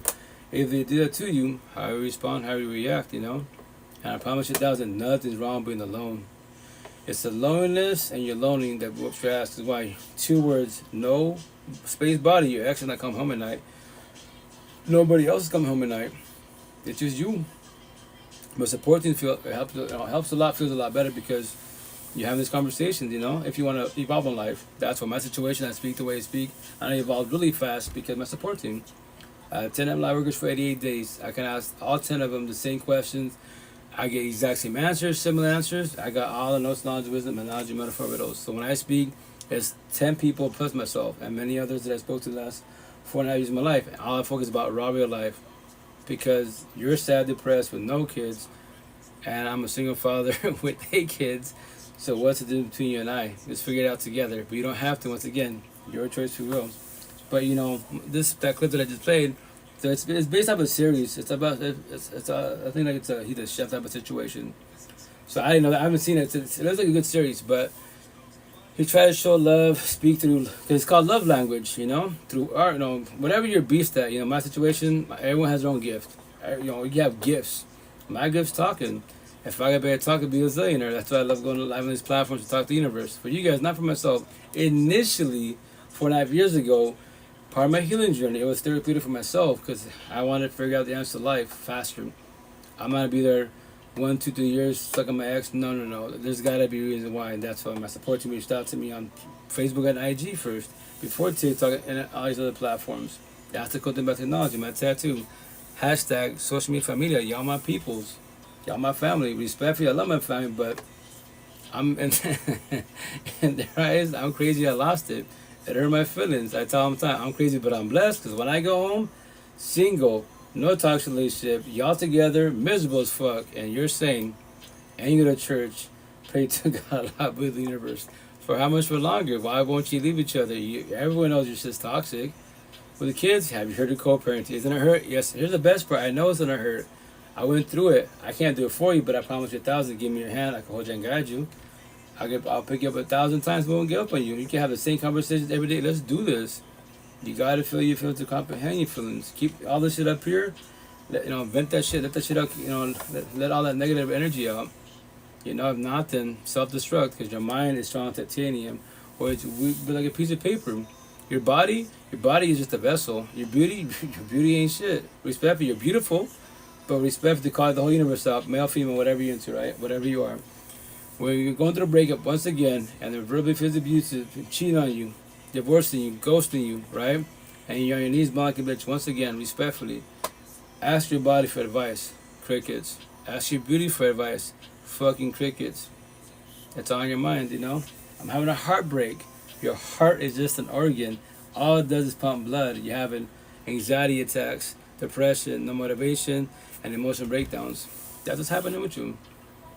That's all that's happening. My hearts have scars. Do you know what a scar is? Fresh tattoos. Right here, it's still healing. So they're cuts and wounds. If I pull on it, ow. If I bump it, ow, then it gets itchy. Because it's healing. They're cuts and wounds. Well, these tattoos are healed. I can pull them, smack them, whatever. They're healed. They're words, they're scars, and that's it. Don't bother me. I don't think about them. I don't look at them. Like, for example, they'll be like, whose name's this? The mother of our boys. So it don't bother you, it don't trigger you? No, why? Because that's your ex. Yeah. Everyone comes to life as a blessing. When they leave, what's the lesson? Be positive or negative. So all it does is to be learned. I have nothing against her. I learn respect to the fullest because, in her lifetime, the idea of her and her hubby lasts forever. That's what I tell them all the time. If y'all last forever, that the intent, because your own Julian was, I'm the last person in your life that I destroyed you with my words and the way I treated you. So, respect for, nothing against you. We have better friends than partners. That's why it's called co-parenting. She's a good individual, right? And that's myself, worked on myself. I don't want to ever do that to no female or no queen ever again. Like, no, because now I worked on myself. Because men were more narcissistic, not boys. I mean, all men, but I call it boys narcissistic because we're taught not to express the feelings, not to talk to our partners. So, she's my girlfriend, right? She's a housewife. I got work wives everywhere. We'll do entanglements all day, every day. Fuck all that. That's drama and bullshit. No. If you can't talk to your partner about everything, do communication as best as possible, then what are you doing there? That ass. If you take energy and you bitch about them for how much more longer? When you're dreading to go home, it's over. You worry about a cell phone, it's over. Young generation, pin locations, all this shit. Why worry about it? Nobody cannot blame the social media nor this phone for your relationship to be toxic, for your partner to be cheating. The AI is not that smart yet. So all my 15 cell phones don't wake up. You know what? Let's just say I have a girlfriend, but I don't. And I wake up, or I'm still sleeping. All my cell phones wake up and they start DMing all these queens and all these platforms, passing boundaries, OnlyFans, everything. Not while I'm sleeping. The phones can't do that. At least not yet. So you blame the owners of the cell phones. If you want to test your relationship, it's a fucking simple question. Babe, can you see your cell phone? You do it by throwing curveballs. You just got off work. Before you say, I love you, how was your day? Babe, can you see your cell phone? Anyone gets in the feelings, but it's my phone, privacy. What do you got to hide? But if you worry about a cell phone, once again, it's over. You don't believe you don't deserve better. That after that, if you do trust and loyalty to the fullest, and you have self-will, all these boys and girls that cheat, right? And the answer is this: you have no self-will. That's the answer. All the bullshit is biology, 6 figures plus, because that's what men do. Fuck, no. No self-will. That's the answer. Your eyes are bigger than your fucking mouth. You can't control your lust. No self-will. There's the correct answer. Fuck all the excuses. Simple as that. Because for the most part, I'm going to say all women, a lot of women are more empathetic. Why? My tattoo, on me for a reason, it says, empathetic women offer love, lust, communication, comprehension. All they see is I. She has self-will. Narcissistic boys offer toxic love, lust, trauma bonds, trauma. Communication, no comprehension. Their eyes are bigger than their mouth. Why? No self-will. Oh my gosh, life's so hard. So when your partner cheats on you and they say, babe, I love you, that whatever, they weren't those bitches and niggas and shit, it don't hurt. There's no feelings there. It's not emotional. It was whatever. No, it's fucking wording. They should say, babe, I have love for you and many others. If I loved you, I would not cheat on you. That's what they should be saying. So all you kings and queens that get cheated on, don't fall for that bullshit that they love you. They have love for you. If they loved you, they would have not cheated. Black and white, very simple. So when they cheat on you, what are you doing? What are you choosing? To forgive them? Yeah, you do that most definitely. You can't forget it's been written, but are you going to let them go or try to work it out? I pray for you, try to work it out. That corny ass saying, right? Once a player, always a player, once cheater, always cheater. Yes, with you. With you, yes. They might cheat on today, tomorrow, a year from now, but you give them the green light, you put a slap in the hand, and if they do it again, I'm not going to be surprised. Respectfully. And here's the best part, then you live with that. Let's just say that they don't ever cheat, but in your head it plays because you got traumatized by it. The smartest thing to do It'd be stuff in a positive manner. Go through that door and walk away. But I promise you, before the physical cheating, there was emotional cheating. Energy. It's all about energy. I promise you that, you know.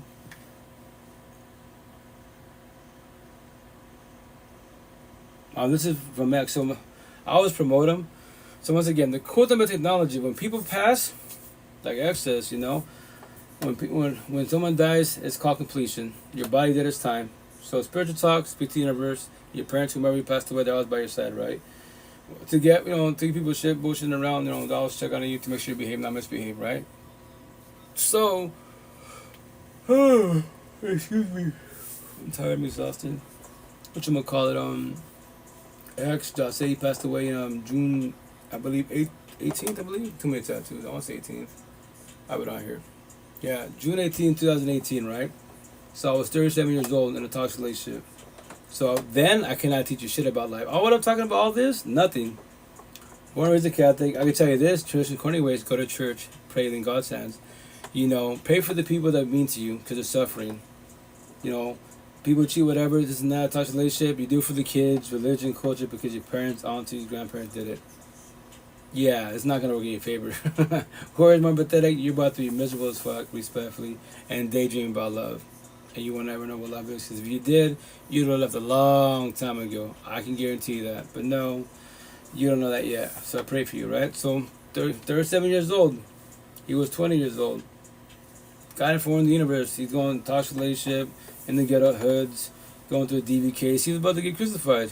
Probably in the court system-wise, right? But didn't make it. Because, remember, boys and girls are narcissistic. They don't like men and women that are empathetic wise, and they're teaching the universe about life, especially when you have money, power, and fame. That's what he was doing. So the cool thing about technology, because his fans, I knew of him, I didn't know him, never met him personally wise, but because of TikTok, I love TikTok. All these platforms, if you want to learn about life, today, not tomorrow, TikTok. I promise you 1,000. But before you, there's a forewarning, guide yourself a tissue box. All the specific words, search bar, narcissist, empathist, my word, empath. Deflection, projection, pride, ego, lust, greed, power, toxic relationships, trauma bonds, soul ties, you know, codependency, healing journey, breakups, divorces, fuck, you're about to shit, you're not the only one suffering. That's the code of technology. If it was not for technology, if all this shit was happening, let's say, like, a long time ago, before 90, 93, 94, before pages started happening, well, pages, whatever, sure, but the cell phone started happening, a little bit of internet started happening, we wouldn't be having these conversations. Like my nephew asked me, you know, he's 20, I believe. He's like, Uncle, what's up? Let's say scenario. He knows the word, I use the word a lot. There was no internet. Who could you talk to? Go, my situation, just move back to Seattle easily. You know, because I know in Seattle I can have this conversation. Eastern Washington, this shit holds the lost cause. Might have it, my hell on earth. Because why? They can't have this conversation. Beautiful boys and girls, not men and women, because they're not ready for this conversation. They believe higher source. You know, the spiritual universe could do it for them. Like, I pray for them. That's all I can do for them. And for the whole universe, I pray for you. Nothing against you. Everybody has their own beliefs, but I already know the answer. Because if it was factual, if the higher source could do for us, whatever you believe your higher source is, I don't care if your God, your religion, whatever it is, your science is a rock. That's your belief. I'm not going to knock on you. That's your belief.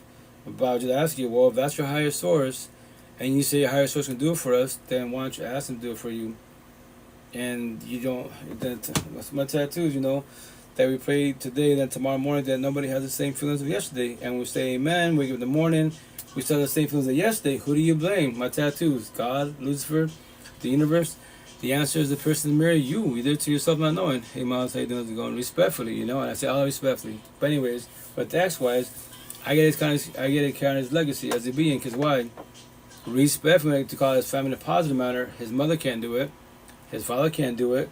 His baby moms can't do it. You know, all this, like Ski Mask, the whole squad, they can't do it. They talk about him, L, Ja, you know, X, his music. You know, he did positive, inspirational, and that's it.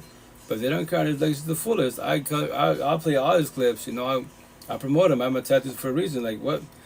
Because he gave me idea and faith. There is afterlife. There is, you know, what you might call it, reincarnation type of situation. Because study him on, you know, YouTube, etc., watching his interviews, his podcast, and his mom talking about him. Yeah, he would say like, you know, Mom, I woke up in the wrong realm, the wrong universe. I woke up too early, but he didn't know this yet. He was supposed to be here. he was here, what he was doing, what he was trying to do, tell stories that she got him from Warren while he was going through breakups, while he's trying to do his healing journey, trying to figure shit out. He speaks hella good shit. At 20 years old, 6 years ago. So to my last day in bed, got my tattoos of him on my body.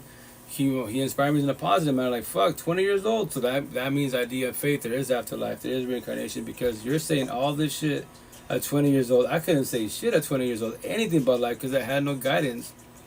And he had more, as far as guidance was, more for sure the spiritual universe with, like, you know, which is his realm. You know, the books, what is it? The Power of Knowledge and all these books you read about. It's all more spiritual talk, right? Frequencies and all that. I know of it. Remember this.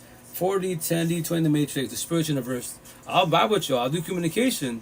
You know, it intrigues me every which way, but respectfully, it's not my realm. I don't comprehend it. You know, it's not my realm, respectfully.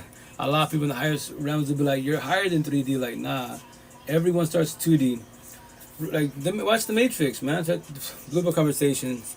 You're a blue pillar. Talk about race, religion, politics, COVID, gang mafiosos, high value men. That's Blue Book Conversations. That's called entertainment. You won't ever evolve in life because you won't feel your feelings. You're scared to feel your feelings. 3D world, take the red pill. And now you're going after the tree of knowledge, tree of life, of your life. You're trying to comprehend you. Now you're evolving. That's what we're called what? Educators. All about life. But remember this. Nobody can do this healing journey for you but you. Nobody can take none of your negative thoughts but you. You got to feel your feelings to comprehend your feelings. If not, and then respect, and I believe this, the elites say this shit, you know, because remember, you have therapists, counselors, psychologists. Yeah, it's a fucking man-made title, man. But this is corny-ass slang, which I call it corny to trigger anybody.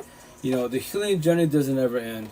So I'll put fear in you in a positive manner. You're 20-year-olds hearing that. You're 10-year-olds hearing that. You know, 30-year-olds hearing that shit. So that means you just, and when you hear that shit, the healing journey doesn't ever end. It's a never-ending process. If you want to believe that, that is your choice of will. But to put fear in you, remember this. So that means for the rest of your fucking life, you will always have anxiety, depression, paranoia, PTSD, suicidal thoughts, low self-esteem, anger issues. You won't ever let go of your exes, past pain, toxic love, trauma, childhood trauma. You'll always have triggers, overthinking, reactive use, deflection, projection, gaslighting, manipulation, trauma bonds, the cherry top, insomnia for the rest of your fucking life. If you want to believe that, that is your choice of will. I'm healed, I'm blessed. My tattoos, 39 years old, 4.5 years ago. Healing journey, I'm a victim. All your energy on my ex, right? Detox and codependency. Awakening journey, warrior. Less energy on your ex, more energy in the person in the mirror, yourself. Awakening journey, survivor. Start closing the doors of pain in your mansion. Forgive, yes, not forget, and let go. Woke journey, tell stories. What am I doing? Telling stories. Close all the doors of pain in your mansion. Now you won that real war with the person in the mirror. You got your life back. I got my life back 4.5 years ago. I'm healed. There is no more healing for me to do, but yes, I can learn from others. I love to speak to people in the healing journey. King, queen, when did you start it? Did you have a support team? Where do you sit at with the healing journey wise? What do you mean? There's four, well, I say that there's 4 stages, 4 categories of it. Are you still stuck on your ex? Still the healing journey. And they say time heals. Time is just communication. And this shit I'm saying is, this is not even my saying. This is a queen from TikTok. You know, that's where I saw the platform I started from, right? And she's like, and it's very factual. Time heals. That's incorrect. Time. She don't say this part, communication. I say communication, right? Everyone has their terminology, right? So she's like, time heals. Everyone says that. I go, time heals, which is communication. But she knows it's choice. People be healing for 1 year to 20 years still healing. How are you still healing? And it's 20 years now. So yeah, you're not healed yet. That's why time is communication, healing, right? And then choice is comprehension, healed.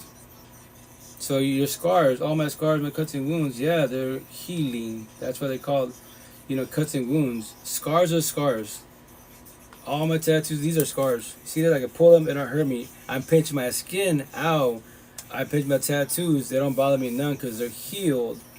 These fresh tattoos, they're itchy, they bother me. If I bang it, my shirt rubs it. If I even put the cream on, the sun beats it up, ow, it hurts because they're cuts and wounds. My tattoo's healing, it's not healed. It has not become a scar yet. When it becomes a scar, guess what? I can bump it, hit it, it's healed. Healed. You know, so once again, as a being behind the screen, I'm healed. Blessed. I love the whole universe. I have nothing against nobody. That's why I let go of my exes, which is only then 4 females, right? Then, my past pain, my toxic love, my trauma, the cherry time, my child trauma. I have nothing against none of my family. I know the answer. Everyone, for the most part, is stuck on what? The generational cycle. Maybe 5% of the universe is not. The ones that are more awakened, woke journey, they know this conversation. The ones in the healing journey and the awakening journey, they're still suffering, but they're trying to figure it out. That's a positive. It's day by day baby steps, man. It's not, this healing journey is not a race, not a marathon, but I promise you this, the younger the better. I can guarantee that, the younger the better, because now you're ahead of the game. If not, it's not ever too late. I started at 39 and completed at 39. I'm blessed now. All the stuff that I talk about on my tattoos, these clips, I don't worry about breakups. I don't worry about if she cheat. That's her choice, free will. You worry about if they break up with you. You worry about if they cheat on you. Why? Why worry about adults? Everyone knows right from wrong. A zillion people in the universe, and you're stressed about one. Why? Make that make sense, respectfully. But anyways, let me play this clip of X. But you're. I feel like I'm dead. But you're not. I'm alive, but I'm dead. Why do you say that? You feel like there's a part of you that died, or? Yeah. I wanted to commit suicide. I started to question myself. But in question, life really starts with a question, wouldn't it? Doesn't life start with a question? Everything starts with a question. So I began to question myself. Anything that can cause you to question yourself is simply a reality check. Suicide shows signs, always. And I think it's very, very, very important that if you have a friend that is depressed, or you have a loved one that is depressed, or you have someone around you that is showing signs of depression, it's very important that you support them through that and you help them. I'm a very genuine person, and I'm far too emotional, and I care too much, and I've definitely cared too much in situations and been fucked over.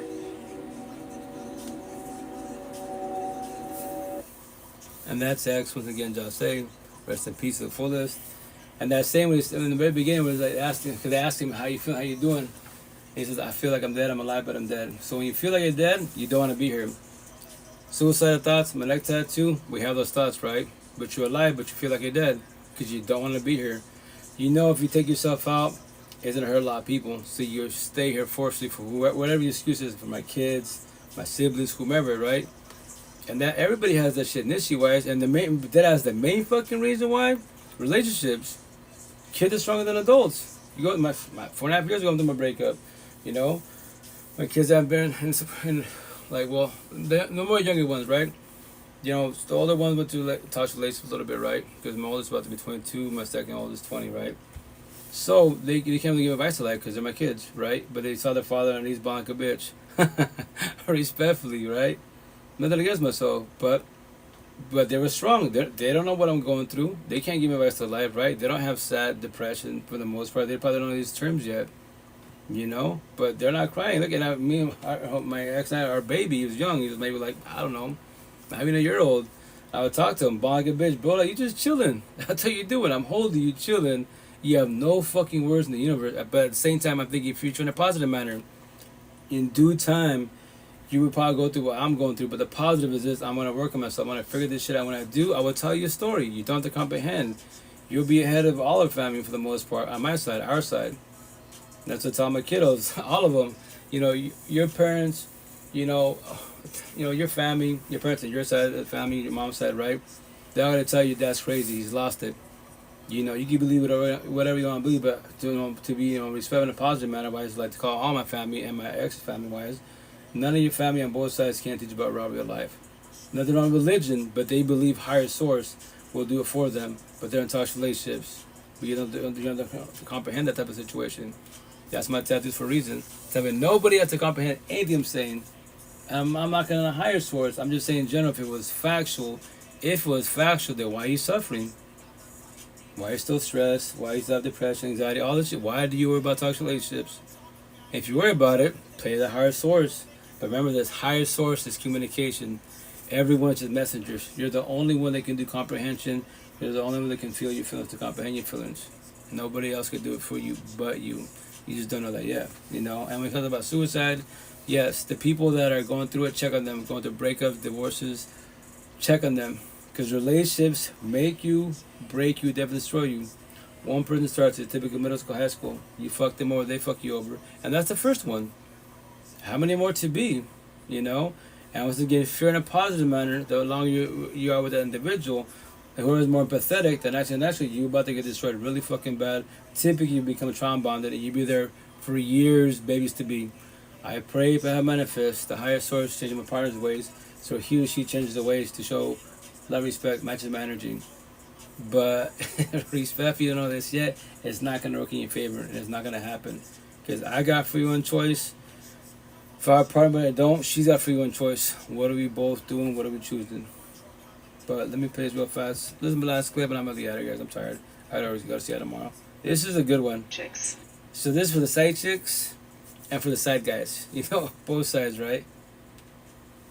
Here's a message for all the side chicks. Oh, yeah. And before I play this, I barely saw it take it to the gate because on my side of my FYP for you page is all positive, inspirational, motivational, religious, spiritual, breakups, you know, addiction. So this one, she went viral for this, and it's like it's a minute 38-second clip, and she went viral. I guarantee she got paid for that, right? And when I say that for the most part, remember this. Memories I got on my tattoos, and I started going all out with this tattoos like not even a year ago. I'm watching myself on Twitch, right?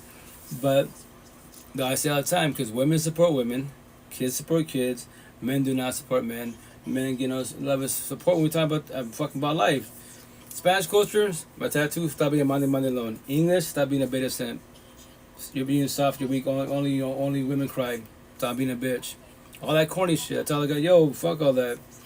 So that's why, how do I get your attention? Petty ass black and white words. Straight to the point about robbery of life. If they trigger you, talk to yourself. Why, how?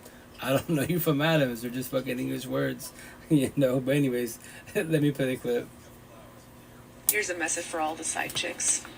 All those women who voluntarily get into a relationship with a man, knowing fully well that this man is married, this man has children, this man has a girlfriend. You thought you were special, huh?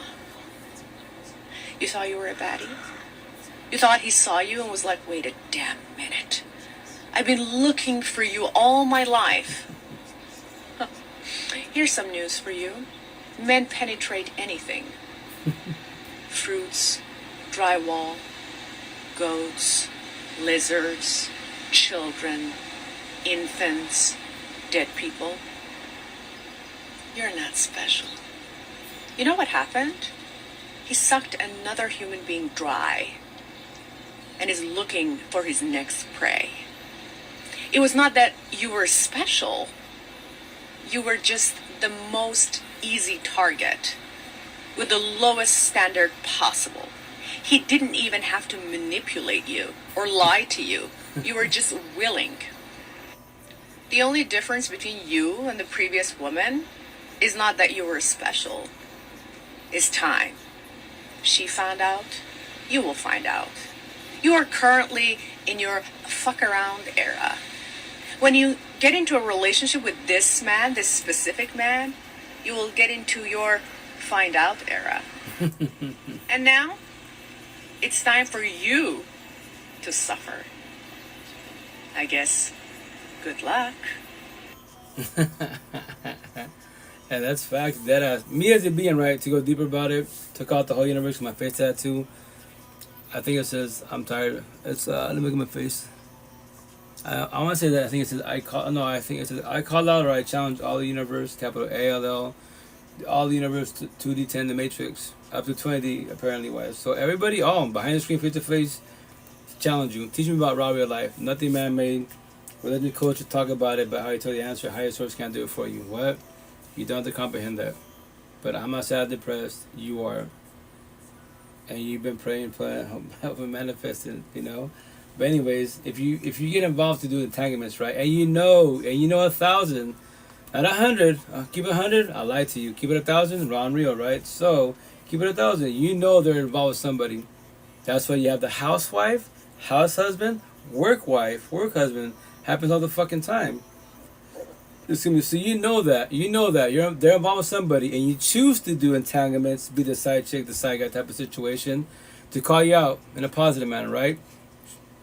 And remember, these are just words. You don't comprehend anything but to tell you. Do not call yourself a good person, a religious person, a spiritual person, atheist person, if you know you're getting involved with someone that's ready involved with somebody else. You're good for the streets. In Spanish, you're basura garbage. Shots fired. If it bothers you, they're just fucking words. Tell me the same shit. They're reverse psychology. But I know I'm going to be above because I'm not getting involved with nobody at all. If they're in somebody, that's why you have to be careful. Build compassion. If not, if you make decisions with your heart, feelings, empathy, sympathy, respectfully, when someone's telling you about their breakup, divorce, toxic relationship, you believe that you're not the fucking one. Nobody is the one. They are involved in a toxic relationship. Yes, it sucks, they're going through all that shit. It does suck, but you cannot do the healing journey for them. Be supportive. A friend, a social support team. But no, now you think maybe I'm the one that I can show my respect and the partner can't. Go for it. I pray for you and I go my life. That's all I do, So don't call yourself a good person. Everyone has narcissist traits, the bad side of us. Hate, narcissist, pride, ego, lust, greed, power, evil, envy, jealous. We all have that shit. Control it best as possible. If not, keep following your face, right? But I'll play another 2 clips of side chicks. I love the side chicks for sure and the side guys, because guys do the same shit, So whatchamacallit, let me move my files, because I have like thousands. This file has, let me see this right now. Oops, let me see.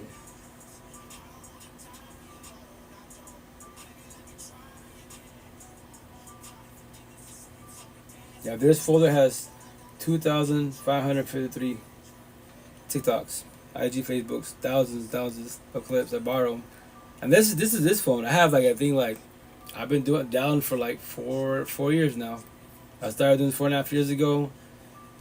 And my sister man helped me do all this. Cause I asked her about how did you remove the watermark? He's like, I got this app. I was like, what? Hell yeah. So I borrow people's TikToks, IG, Facebook, etc. So let me see. Boom, boom, boom.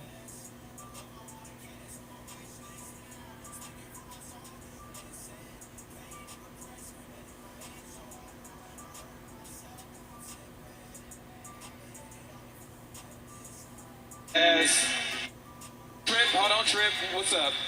Can I give an unpopular opinion? Yes. This is coming from an unhealthy place, because I'm still working on myself, my niggas. Okay?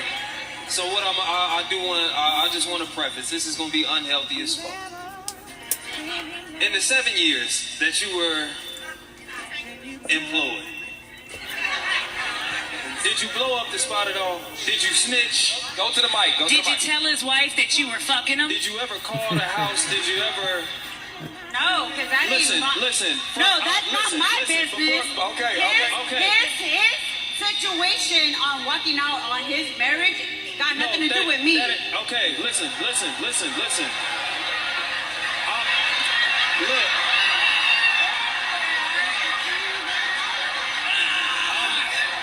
I'm just saying, as a nigga who used to be outside, and again, it's coming from an unhealthy place. As a nigga that used to be outside, I just want to say thank you, because they don't make them like you no more.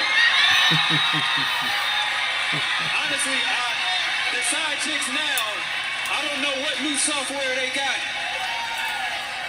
but they be doing good just to stay on the side. You held it down for 7 years. It's something in you that some man is going to appreciate. Maybe not that man, but some man is going to appreciate that type of loyalty. You ain't have no Barbara, this is Shirley moment in 7 years. Woo! I'm telling you, it's women in this room who thought they was cut out to be somebody's side chick and was stalking the Instagram in 3 weeks after that. I promise you. You did your thing. It's women. So I'll play another one and then I'll be out, guys. I downloaded it, but I guess I didn't save it. Once again, I have so many clips. Let me see if I can find it really fast.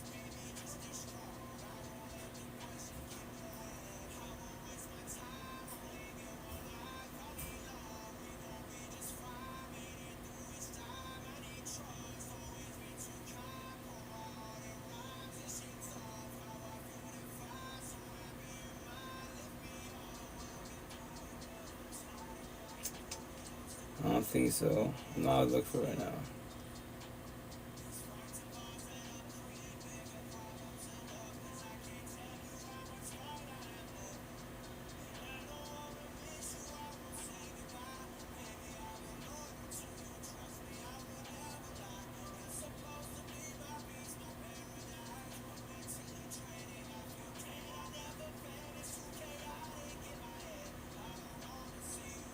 Negative. 2 seconds. Think of my TikTok. I have my TikTok.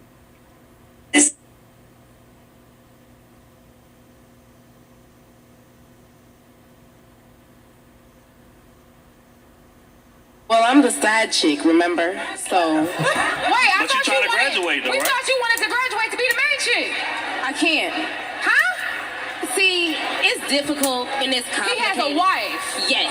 I was trying not to take it there, because, baby girl, I hate to say it, but your self-worth is low. You got the audacity, baby, to come to the microphone and ask us, what is it going to take for you to leave somebody that you knowingly belongs to somebody else? And then she also said, but I love him.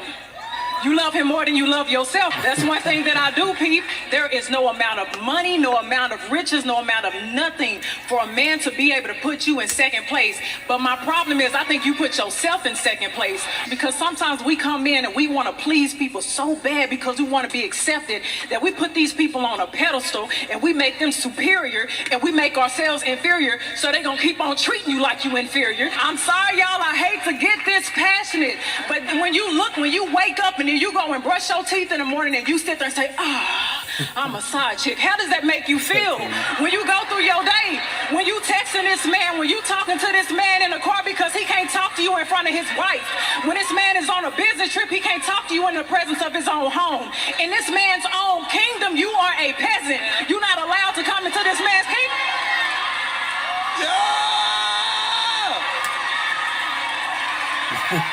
Well, I'm the side chick, remember? I love playing those clips. So remember this. Are you side chicks? Are you side guys? You want love? Okay, welcome to Toxic Love.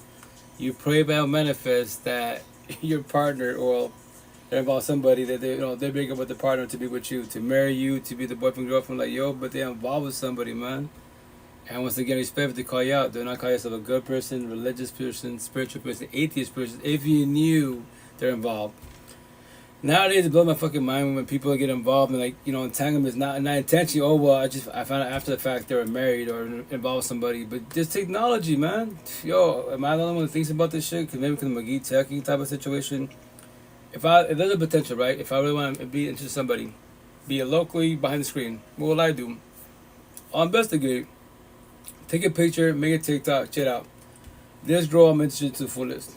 Do you know does anyone on all these 10 platforms do you know who she is? Do you know anything about her? And guess what? Potentially more likely someone will reach out. If you want, hey, make a TikTok type of situation, go my DMs. Don't do it publicly wise, please. If you know who this is, oh, it's my baby mom, it's my sister, my cousin. Okay, cool, awesome. Are they good peoples? Oh yeah, they're hella cool peoples. They involve somebody? Nah. They'll be like, well, yeah, actually, what? Why are you interested with her? That's my cousin, whatever, that's my friend. Because on their profile it says they're single, like, on the profile it says they're single, but now they're married. They're involved with somebody. Oh shit, thanks for the heads up. There's no overthinking. Once again, the people that are more empathetic wise, they're too empathetic wise, right? You're the nice guy, nice girl, you're too empathetic, you're too nice, you're too gullible, you're too naive, you call people pleasers. You will overlove, you will overthink. You will give your all, you put your all eggs in one basket. That is your flaw. Because you overlove every which way. Like, no. Learn to build compassion and see future in a positive manner. Break down the whole environment. Not because, yeah, here she's beautiful, they got a nice car, yeah, they're established, they're maintaining, but what's the overall environment? How do they care themselves? How do they treat others? And not sell yourself a dream, So once again, when you find out they're involved with somebody, yes, your feelings involved, yes, we have TOC, sex, intercourse, you send energy, you're from a bond, soul tie, trombone, twin flames, potential catch, feelings, STDs or babies. Yeah, all that because they want to fucking act. I get it, it's in a hurt, but what are you doing when you're choosing? To leave? You choose yourself? It's in a hurt? Yes, but now they tell them codependency, you got sold the dream. Shout out to healing journey so you can observe the red flags, comprehend the red flags, and next time, observe and comprehend and realize boundaries and investigate, man. Technology is key to the fullest, right? So, or accept it. Accept being the side chick, side guy type situation, and then pray about manifest that God, Allah, Buddha, the universe, the ancestors, will change this potential partner's way so they break up with the partner to be with you. I pray because it's not going to work in your favor. The way you meet somebody, my first time on top of this shit in 2000, the way you meet somebody is the way you lose somebody. So you got to involve with them, and they're about somebody else. So cool. You go from the side chick to the main chick, side guy to the main guy. So the way their wife suffered, husband suffered, you will suffer more. and you didn't know that, I pray for you to go in my life, and that's it. Find it the hard way. That's what my situation. Like, I just like that saying, you know, find it the hard way. So my situation. No, I remember this. Nobody can stop the spiritual warfare. I can't fix and save you, nor my 8 kids, but I can prevent a lot of shit by telling stories. All this is all real life. Brag about your cars. Everybody, you have a badass car, college, everything. Yes, you can't beat the matrix. You maintain the matrix. Job, roof, car, and a little money maintained. That's it. You're maintaining. Fuck it, you're doing good for yourself. But did you know, in a toxic relationship, you can lose everything. What? Get in a toxic relationship, and you're the one more empathetic wise, and that's natural. You're called people pleasers because you don't know how to realize boundaries. You don't know how to be mean. And the boys who are narcissistic, fuck boy, fuck girls, bad boy, bad girls, they're called destroyers. They're too narcissistic, they're too egotistic, they're too mean, too prideful, too greedy. They're called destroyers. Every which way. So they're about to destroy you, take you for everything, and you're about to lose your job, you're caught everything because one individual in the whole fucking universe. Why would you allow yourself to get to that point? And you don't have to comprehend that at all. And remember, it's not ever about being right. I'm just telling stories. Nobody can stop the spiritual warfare, but we can prevent it if everyone tells the stories. I promise you that. Every which way. And that's what I do, so you don't learn the hard way. I just like that shit. I had to learn the hard way, yes. But what did I do? I started researching, started the people reaching out, especially on social media. Not Eastern Washington, not really. Maybe like my boy, 1 king, and then 2 queens locally wise, but the rest were IG and Facebook. Technology is fucking key, man. All the answers to life on the cell phone. I can guarantee you that every which way. But you're the only one that can feel your feelings, to comprehend your feelings. You're the only one that can do comprehension. Everybody else that makes it easy because they're either healing or potentially healed. Every which way. So that's when, again, I'm just trying to prevent it. And I keep it 1,000 round real. If the relationship's toxic, I promise you 1,000. There's $1,000 that don't have, you will join the baby mom, baby father, divorce, love. Or you become like everybody else, stuck in the generational cycle. Through thick and fucking thin. Miserable as fuck. Be a couple and feel single, especially the queen side, and then daydream about love for the rest of your life. Be happy for everybody, but you ain't happy for yourself. I pray for you and go my life. You're the whole version of myself. I won't ever feel like that in my life. I don't need you, queen. I want you. If you want I match energy, I take energy. And I say all that respectfully.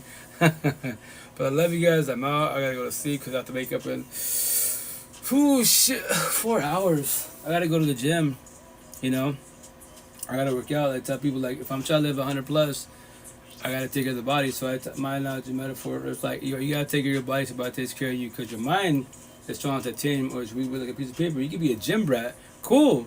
You're a gym brat, physically fit. Now mentally, what? How are you upstairs? Me personally, probably take a lot of people. To me, it's exotic. Music to me is right. I love motivational music. I take it back. I love depression music, suicidal music, breakup music. Exotic as fuck. Because I want to ever feel this feeling. I comprehend them. I think about my ex, cool. I think about her. And then, prior to my last one, it was only 4 girlfriends, right? I think about them. But I don't sit there, I'm sad, I'm depressed, nothing. Like, everyone comes in your life as a blessing. When they leave, what's the lesson? Be positive or negative. There's always lessons to be learned, you know? That's what you guys hear those songs. My people that give them the list, like, you work out to this? Yeah, workout, podcast. When I go to Seattle, driving therapy, I just put it on.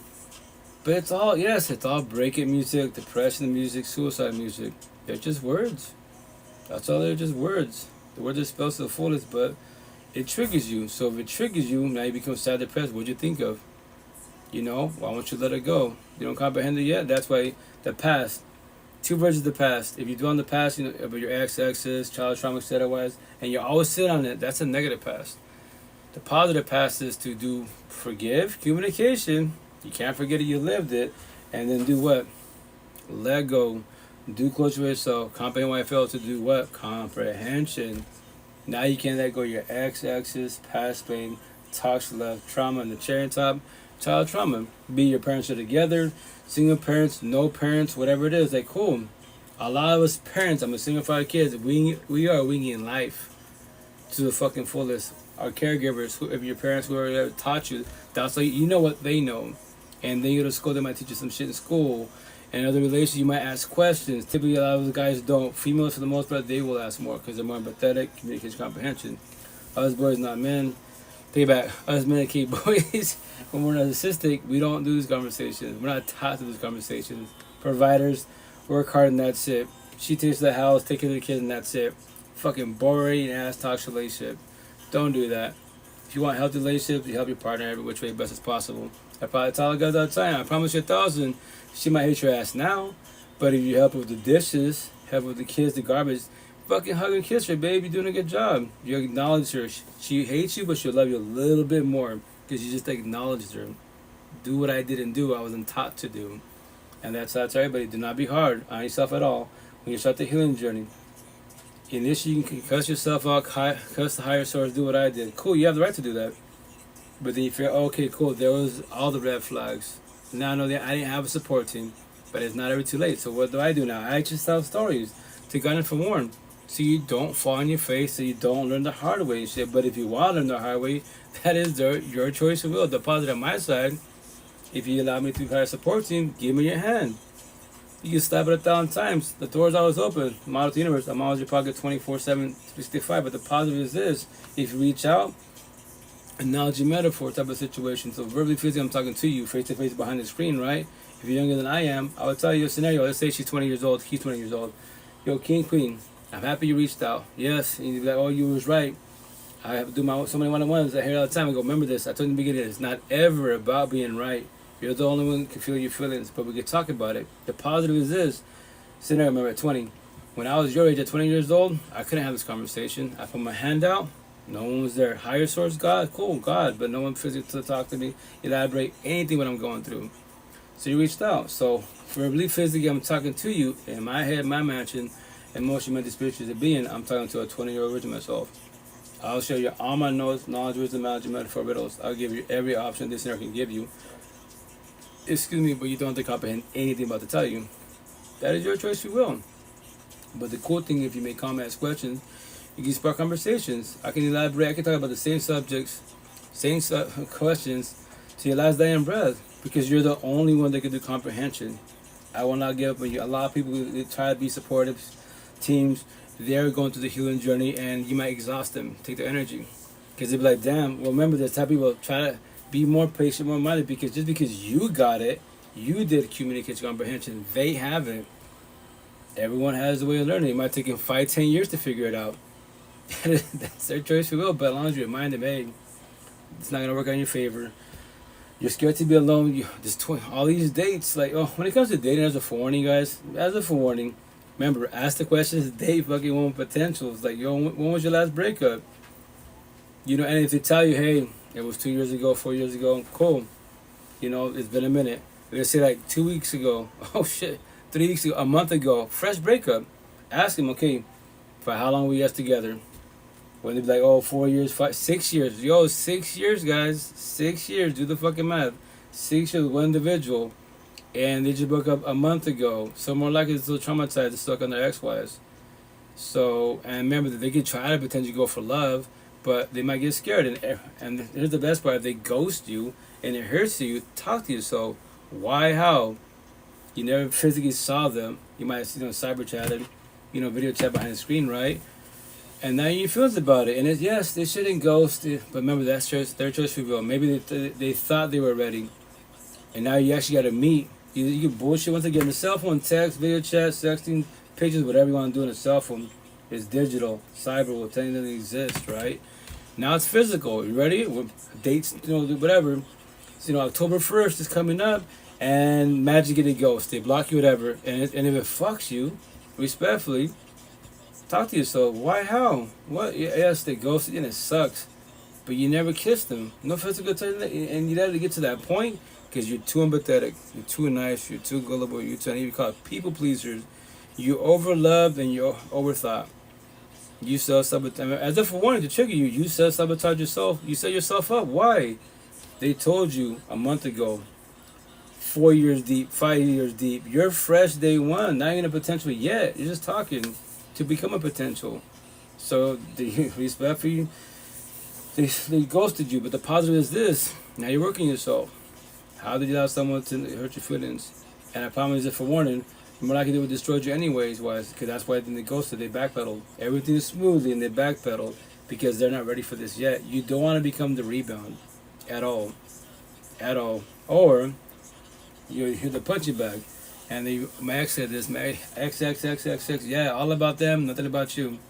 But if in the healing journey, you call them out. Yo, babe, check out.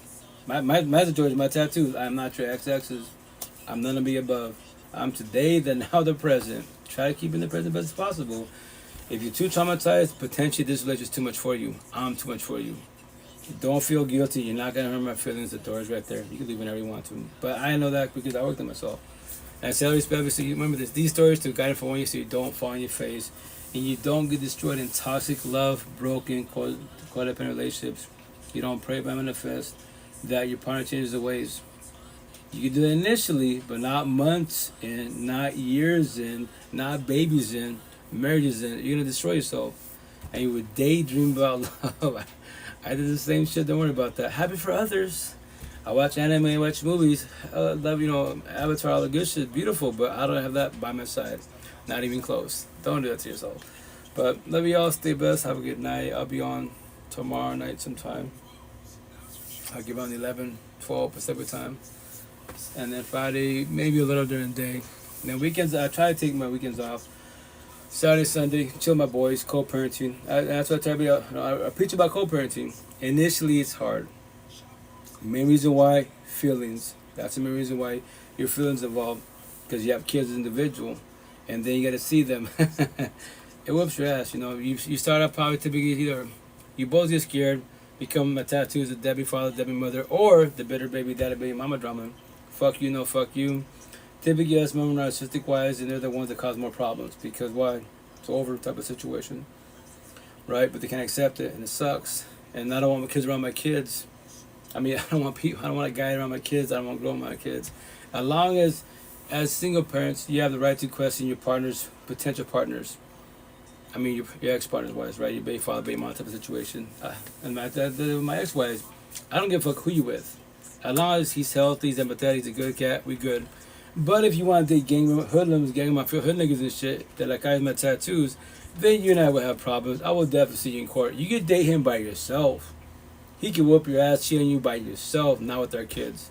I don't want problems come to our kids. You, that's what you want, that's your shit, not my shit. And she told me the same thing on your side. I was like, yo, I got my tattoos. Nope, sorry, no, not by my side. That's why, for single parents, you got to see future in a positive manner. On the overall, you got to ask the correct question, especially when they have kids. Co-parenting. Debbie fathers, not there, cool, respectfully. I'm good. And she said she's got 2 baby fathers. The second one's bitter. Ask him, so what, did he stalk you? Did she still talk to you? Social media. When they say, oh yeah, they go to my job, they're blow my cell phone up. Red flag. Queen, you're beautiful. I love your energy. The downfall is I date you. Your kiddos, which is cool. But I date your baby father, number 2. First one's my tattoo gone. Respect, don't worry about him. Your second one, it's over. But even this is where we stop. Why? Because he hasn't let you go. That's why. If I date you, I date him, and I don't want problems. He does not want to see you happy. And he can bring his peoples or people after me. If I want to the longest possible, safe as possible, I'll be selfish in a positive manner and choose myself, respectfully. I'm nothing against you. I give you friend and social support. Then maybe down the road, if I'm still single and he finally lets you go, then there could be potential. Because now he's trying to do co-parenting. You've been doing it. It says, boy, we're not narcissistic. We're not taught to express our feelings. We're not taught any of this shit. So remember this. Ask the great questions before you get involved with people. I'm not self-sabotage your life, and I pray for you. And I say I love, respect, and love y'all. So be good, squad. Take care. Have a good night. Be safe. Ciao. Be safe. Clubhouse, love you guys. Take it. Be safe. Likee, love you guys. Take it. Be safe. TikTok, number 2, love you guys. Take it. Be safe. And then Facebook, love you guys. Take it. Be safe. TikTok, love you guys. Take it. Be safe. My first one. Facebook, my other one. Love you guys. Take it. Be safe. Yes, I know a lot of platforms. And